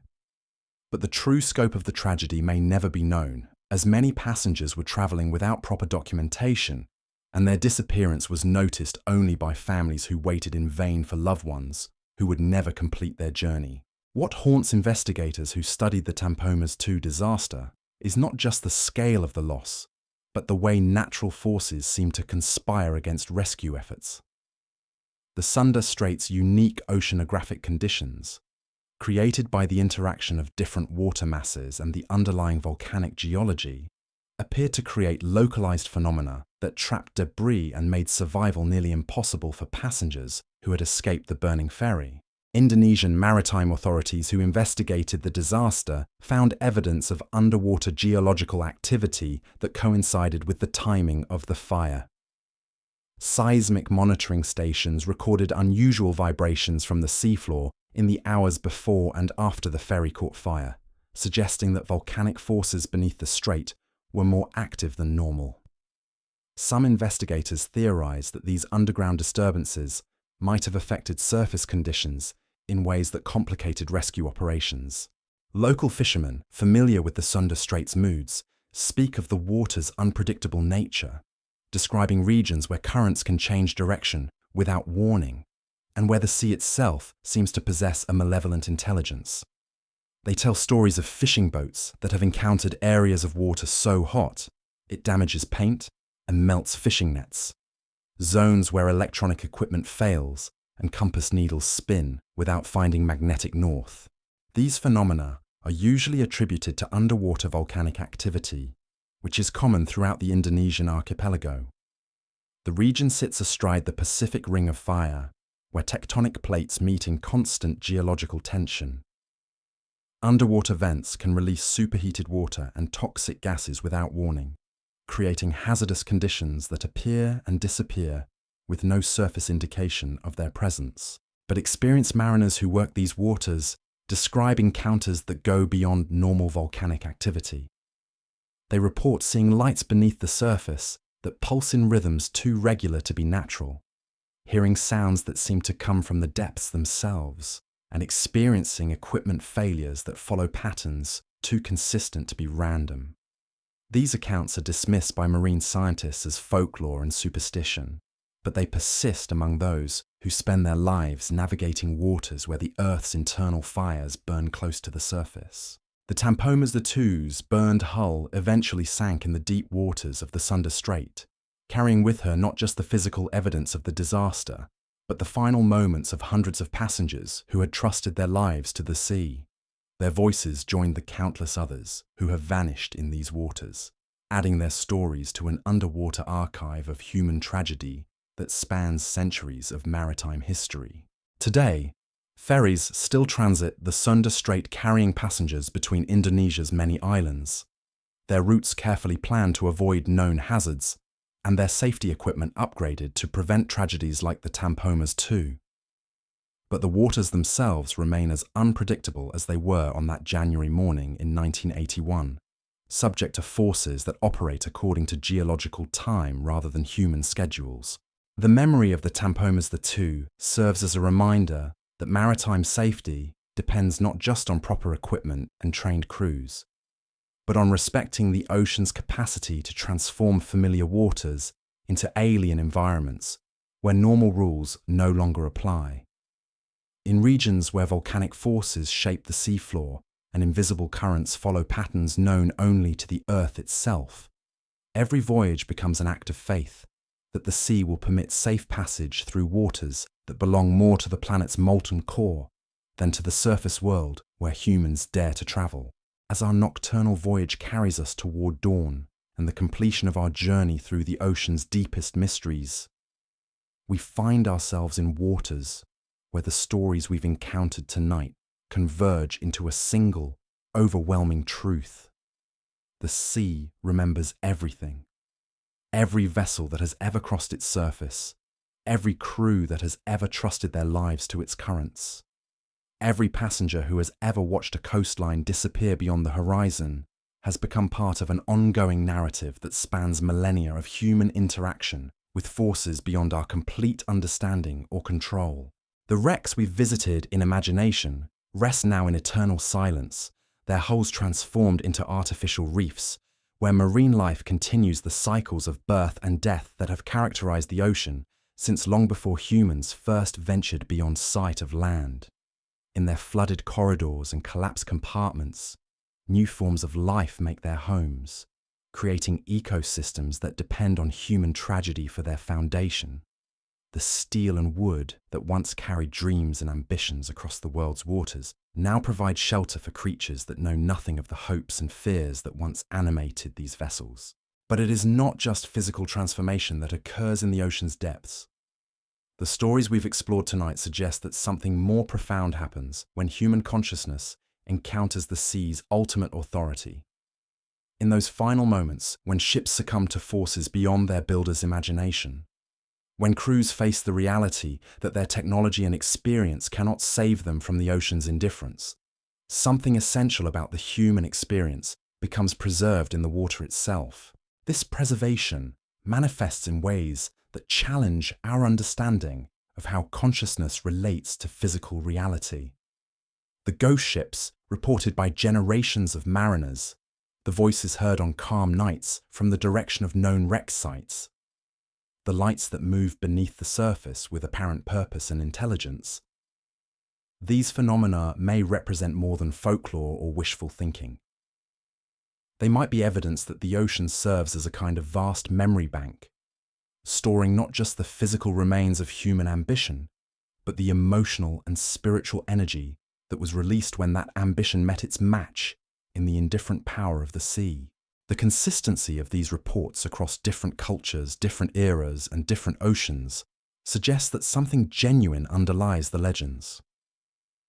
Sailors separated by centuries and continents describe similar encounters with vessels that should not exist, crews that continue their duties long after their deaths, and waters that seem to pulse with awareness of every tragedy they have witnessed.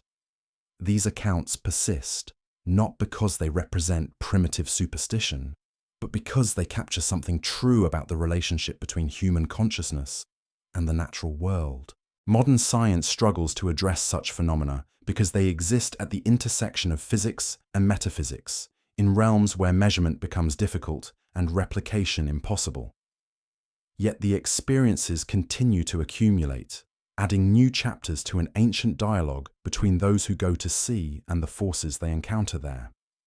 Each generation of mariners adds their own encounters to this ongoing narrative, ensuring that the ocean's mysteries remain as vibrant and compelling today as they were when the first humans ventured beyond the safety of shallow coastal waters. The technological advances that have transformed maritime safety over the past century, satellite communication, GPS navigation, weather forecasting, and emergency rescue systems, have reduced the frequency of maritime disasters, but have not eliminated the ocean's capacity to humble human ambition. Ships still disappear in circumstances that challenge explanation. Crews still encounter phenomena that their instruments cannot measure, and the sea continues to demonstrate that it operates according to principles that extend far beyond human understanding. What our journey tonight has revealed is that these mysteries are not obstacles to be overcome or problems to be solved, but essential aspects of what makes the ocean the ocean. The sea's refusal to be completely understood or controlled is not a flaw in our scientific knowledge, but a reminder that some forces in the natural world will always exceed human comprehension. The wrecks that rest in the deepest trenches and the ghost ships that sail through maritime legend serve as monuments to this truth, marking the boundaries where human ambition meets cosmic indifference. As sleep carries you toward your own dreams and rest, Let the stories we've shared remind you that mystery is not the enemy of knowledge, but its deepest companion. The ocean holds secrets that may never be fully revealed, not because they are hidden from us, but because they exist in realms where normal categories of understanding break down and something larger takes their place. In the space between the known and unknowable, between the charted and uncharted, between the living and the dead, the sea continues its eternal conversation with those brave or foolish enough to venture upon its surface. The ships we've encountered tonight continue their vigil in waters too deep for human visitation, too remote for casual discovery, too profound for complete comprehension. They rest beyond the reach of salvage operations and archaeological expeditions, in places where pressure would crush submarines and darkness is absolute. There they wait, holding their secrets, preserving their mysteries, serving as underwater monuments to the eternal dialogue between human courage and oceanic power, and perhaps that is as it should be. Some stories are meant to be told around flickering fires or in the gentle darkness of bedtime, passed from one generation to the next, not as historical facts, but as reminders of what lies beyond the edge of human experience. The ocean's deepest mysteries belong not in museums or academic journals, but in the realm of imagination and wonder, where they can continue to inspire and humble those who hear their whispered tales. The sea remembers everything, and in its vast memory, every ship that has ever sailed continues its journey through waters that exist beyond time and tide, beyond storm and calm, in the eternal realm where all voyages ultimately lead and all mysteries find their home. The waters of the North Sea hold secrets darker than the storms that rage across their surface during the long winter months. Here, where ancient currents carry whispers from the Arctic and the bones of Viking longships rest beneath layers of silt and time, modern vessels still encounter phenomena that challenge everything we believe about the relationship between technology and the natural world. The MV Salem disappeared into these waters during the winter of 1980, but her story begins long before that final, inexplicable vanishing. Built in the shipyards of Hamburg during the optimistic years following World War II, she represented everything that post-war maritime engineering could achieve. Her hull was constructed from the finest steel, welded by craftsmen who had learned their trade, rebuilding a continent from the ashes of conflict. Her engines were marvels of German precision, capable of pushing her massive bulk through the worst weather the Atlantic could produce. For 2 decades, the Salem had crossed these waters without incident, her holds filled with everything from grain to manufactured goods, her crew rotating through the comfortable routine of commercial shipping. Her captains were men who knew every current, every shoal, every weather pattern that could affect a vessel transiting between European ports. They trusted their ship because she had never given them reason to doubt her seaworthiness. And they trusted the sea because experience had taught them to read its moods and respond accordingly. But experience, as the Salem's fate would demonstrate, means nothing when the ocean decides to reveal aspects of itself that exist beyond the boundaries of human understanding. On the morning of January 3, 1980, Captain Heinrich Müller transmitted his final position report with the casual confidence of a man who had performed the same ritual thousands of times before. His voice carried no hint of concern, no suggestion that anything aboard his vessel was amiss. The Salem was making good time through moderate seas, her engines running smoothly, her cargo secure in the holds below. What happened next defies every principle of maritime safety that had been developed over centuries of ocean travel. The Salem simply ceased to exist, not gradually like a vessel taking on water, not dramatically like a ship consumed by fire or explosion, but instantly and completely, as if she had sailed through some invisible barrier that separated the world of the living from realms that no human chart has ever mapped. The search that followed her disappearance involved resources from half a dozen nations, aircraft that scoured thousands of square miles of ocean, ships that used the most advanced sonar equipment available to peer into the North Sea's depths. Satellites tracked every piece of floating debris, every oil slick, every anomaly that might indicate where a large vessel had met its fate.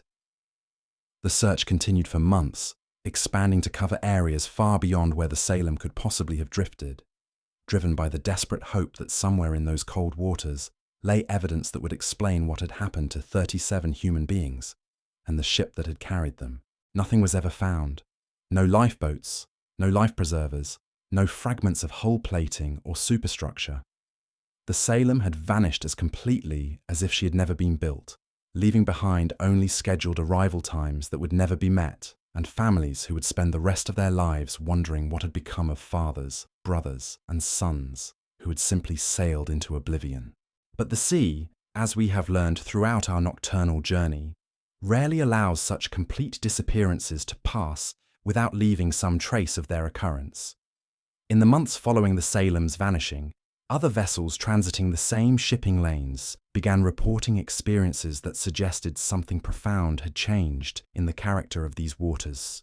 Ships' compasses began behaving erratically in a specific area, roughly corresponding to where the Salem had transmitted her final position report. Radio equipment picked up signals on frequencies that should have been empty, transmissions that sounded like voices speaking in German but were too distorted to understand clearly. More disturbing were the reports from fishing vessels working the North Sea's rich grounds. Trawlers that had worked the same areas for generations suddenly found their nets coming up empty, as if marine life had fled from some unseen threat.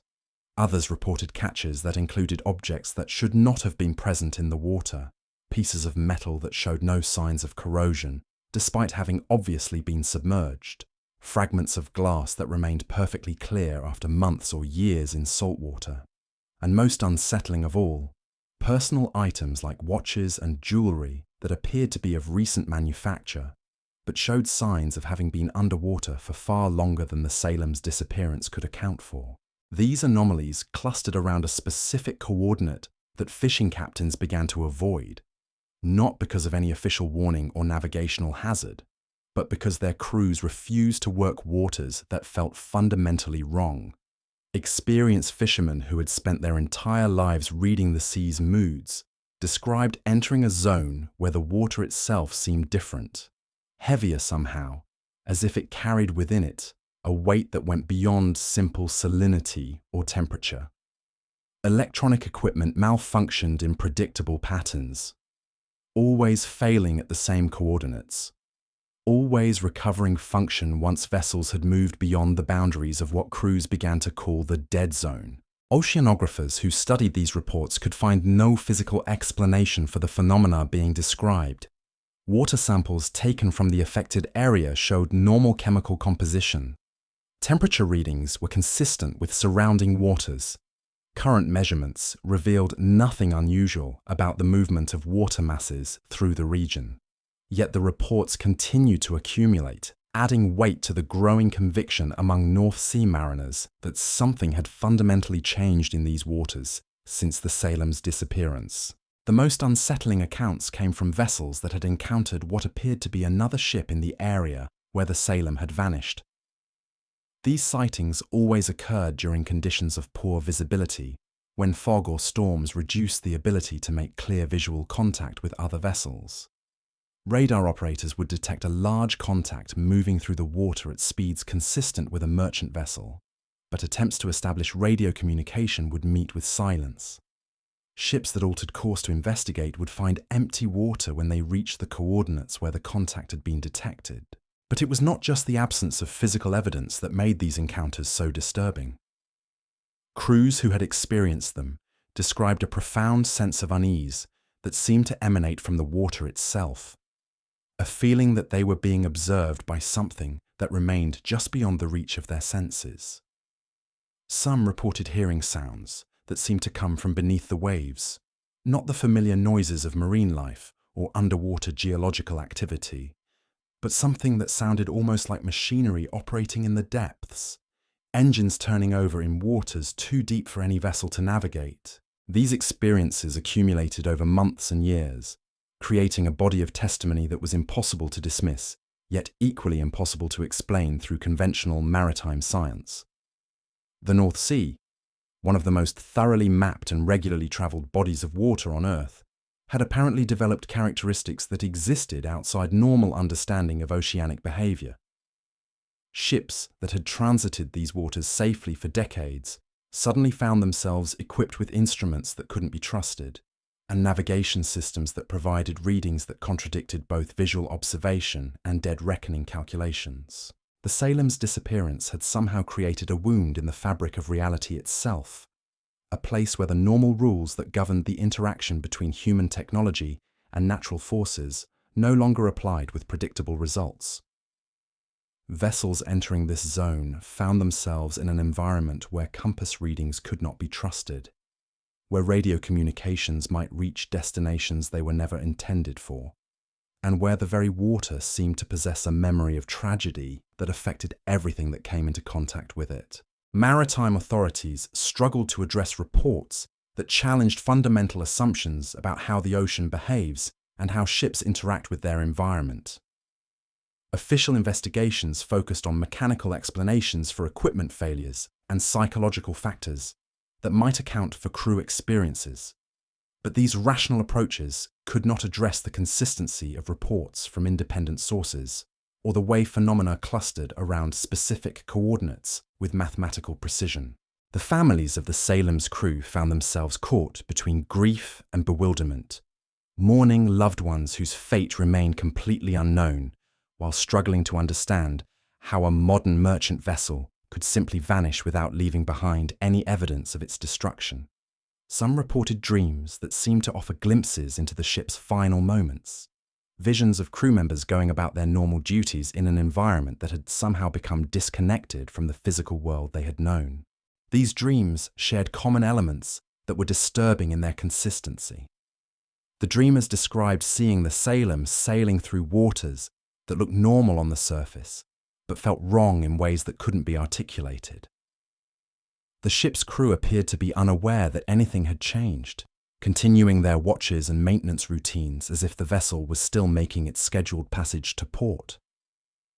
But the water around the ship moved in patterns that defied physics, and the horizon seemed to curve in directions that should have been impossible. Maritime psychologists suggested that these shared dream experiences might represent the family's collective attempt to process a loss that provided no closure, no understanding of what had actually occurred. But the families themselves remained convinced that their dreams were somehow connected to the actual fate of their loved ones, windows into a reality that existed parallel to the physical world, but remained accessible to consciousness in ways that science could not explain or measure. The North Sea continued to be one of the world's busiest shipping routes, with hundreds of vessels transiting its waters every day carrying cargo between European ports. But among experienced mariners, knowledge of the Salem's fate and the phenomena associated with her disappearance became part of the unwritten law that was passed from captain to captain, from crew to crew. Charts might not mark the location where she had vanished, but every navigator who worked these waters knew to watch his instruments carefully when passing through the coordinates where a modern merchant vessel had sailed into mystery. The dead zone, as it came to be known among those who worked the North Sea, remained a place where technology could not be completely trusted, and where the boundary between the natural and supernatural seemed permeable in ways that challenged rational understanding. Ships continued to report equipment malfunctions, unusual sonar readings, and encounters with contacts that appeared on radar screens but could never be visually confirmed. These incidents were documented in logbooks and incident reports, creating an official record of anomalous events that authorities acknowledged but could not explain. As commercial shipping adapted to the presence of a region where normal navigational rules might not apply, the Salem's memory became embedded in the operational consciousness of everyone who earned their living from the sea. Her disappearance served as a reminder that the ocean's capacity to humble human technology and understanding remained as potent in the modern era as it had been during the age of wooden sailing ships and celestial navigation. The waters where she had vanished continued to challenge vessels with phenomena that seemed to operate according to rules that existed outside conventional physics. Electronic equipment would malfunction in patterns too consistent to be random.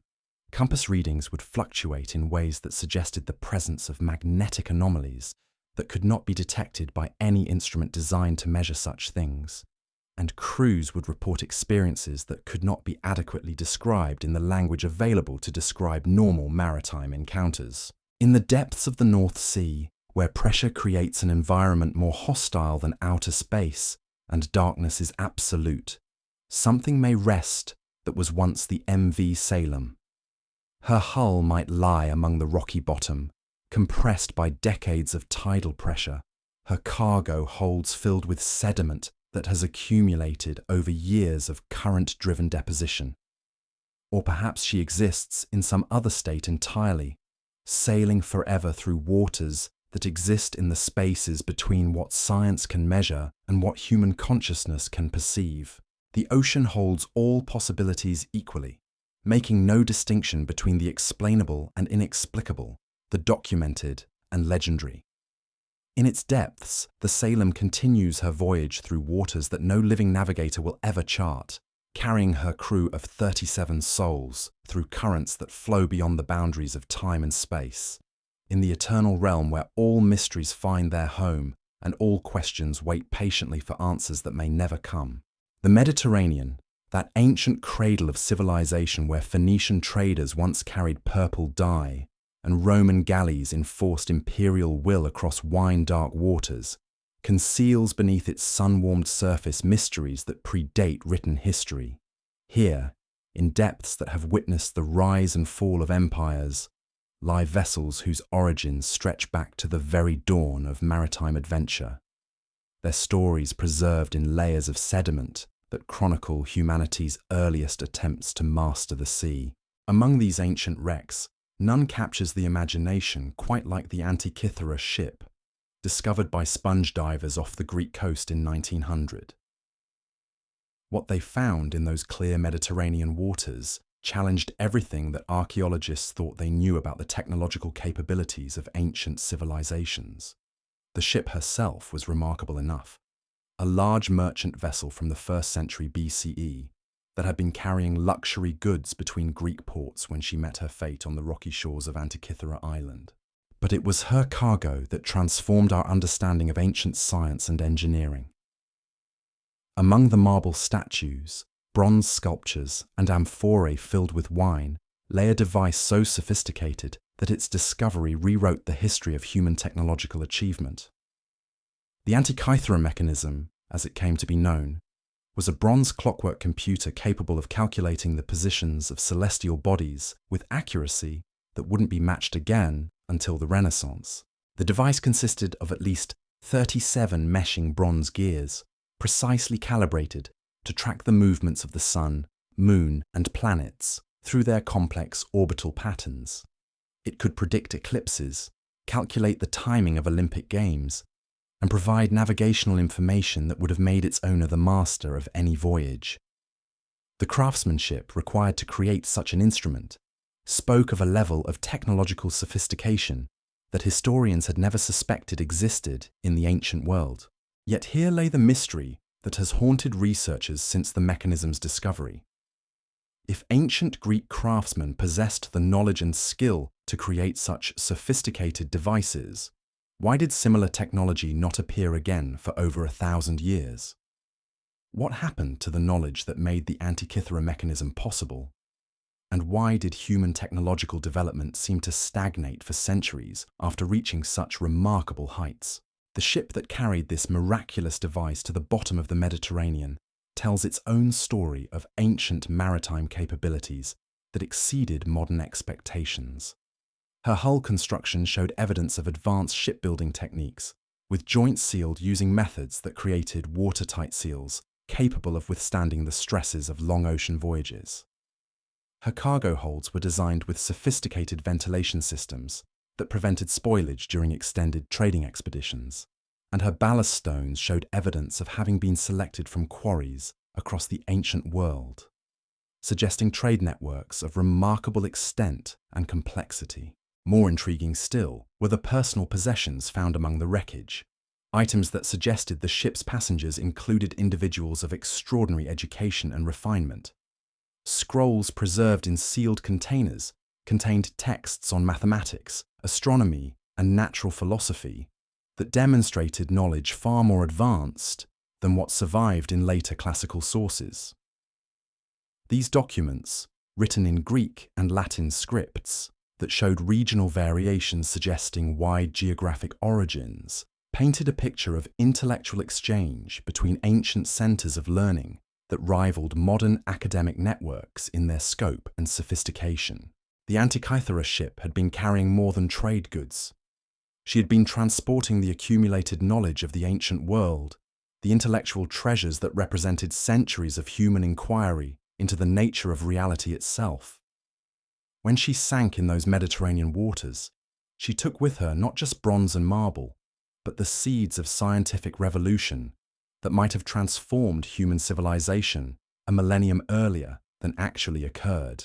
Divers who have explored the wreck site report experiences that go beyond normal underwater archaeology. The clarity of Mediterranean waters allows remarkable preservation of organic materials, and personal items from the ship's passengers remain visible exactly where they fell over 2,000 years ago.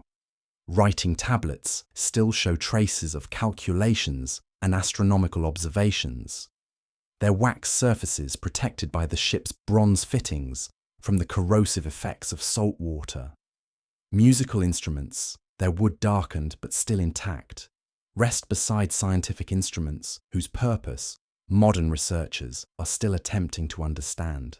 But it is not just the physical preservation that makes the Antikythera site so remarkable. Divers describe an almost supernatural sense of presence among the wreckage, as if the ship's passengers and crew continue to inhabit the space where their voyage ended so abruptly. The arrangement of personal belongings suggests that the ship sank quickly, but not catastrophically, giving passengers time to gather their most precious possessions before the Mediterranean claimed their vessel. Among these treasures were items that challenge our understanding of ancient knowledge even more profoundly than the famous mechanism. Star charts engraved on bronze plates show constellations with accuracy that suggests the use of sophisticated observational instruments. Mathematical texts contain geometric proofs and calculations that wouldn't be rediscovered until the Renaissance. Most mysterious of all are devices whose function remains completely unknown. Bronze instruments with moving parts and precise calibrations that seem designed for purposes that no modern scholar has been able to determine. The ship's library, if it can be called that, contained works by authors whose names appear nowhere else in classical literature. These texts, preserved by the Mediterranean's unique chemical environment, discuss theories about the nature of matter, the structure of the cosmos, and the relationship between mathematics and physical reality that seem to anticipate scientific developments that wouldn't occur for another 1,500 years. Reading these documents is like discovering that ancient scholars had access to knowledge that was somehow lost to subsequent generations, leaving humanity to rediscover truths that had once been commonplace among educated Greeks and Romans. What makes the Antikythera find so haunting is not just what it reveals about ancient capabilities, but what it suggests about the fragility of human knowledge. The ship that carried these treasures was not unique. She was one of many vessels that maintained regular trade routes between ancient centers of learning. The mechanism she carried was sophisticated, but inscriptions suggest it was manufactured in a workshop that produced similar devices for wealthy clients throughout the ancient world.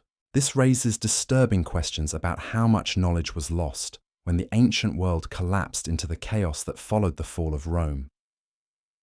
If devices like the Antikythera mechanism were being manufactured in workshops across the Mediterranean, how many similar marvels now rest on the seafloor, their secrets preserved in bronze that will never corrode but will never again see daylight?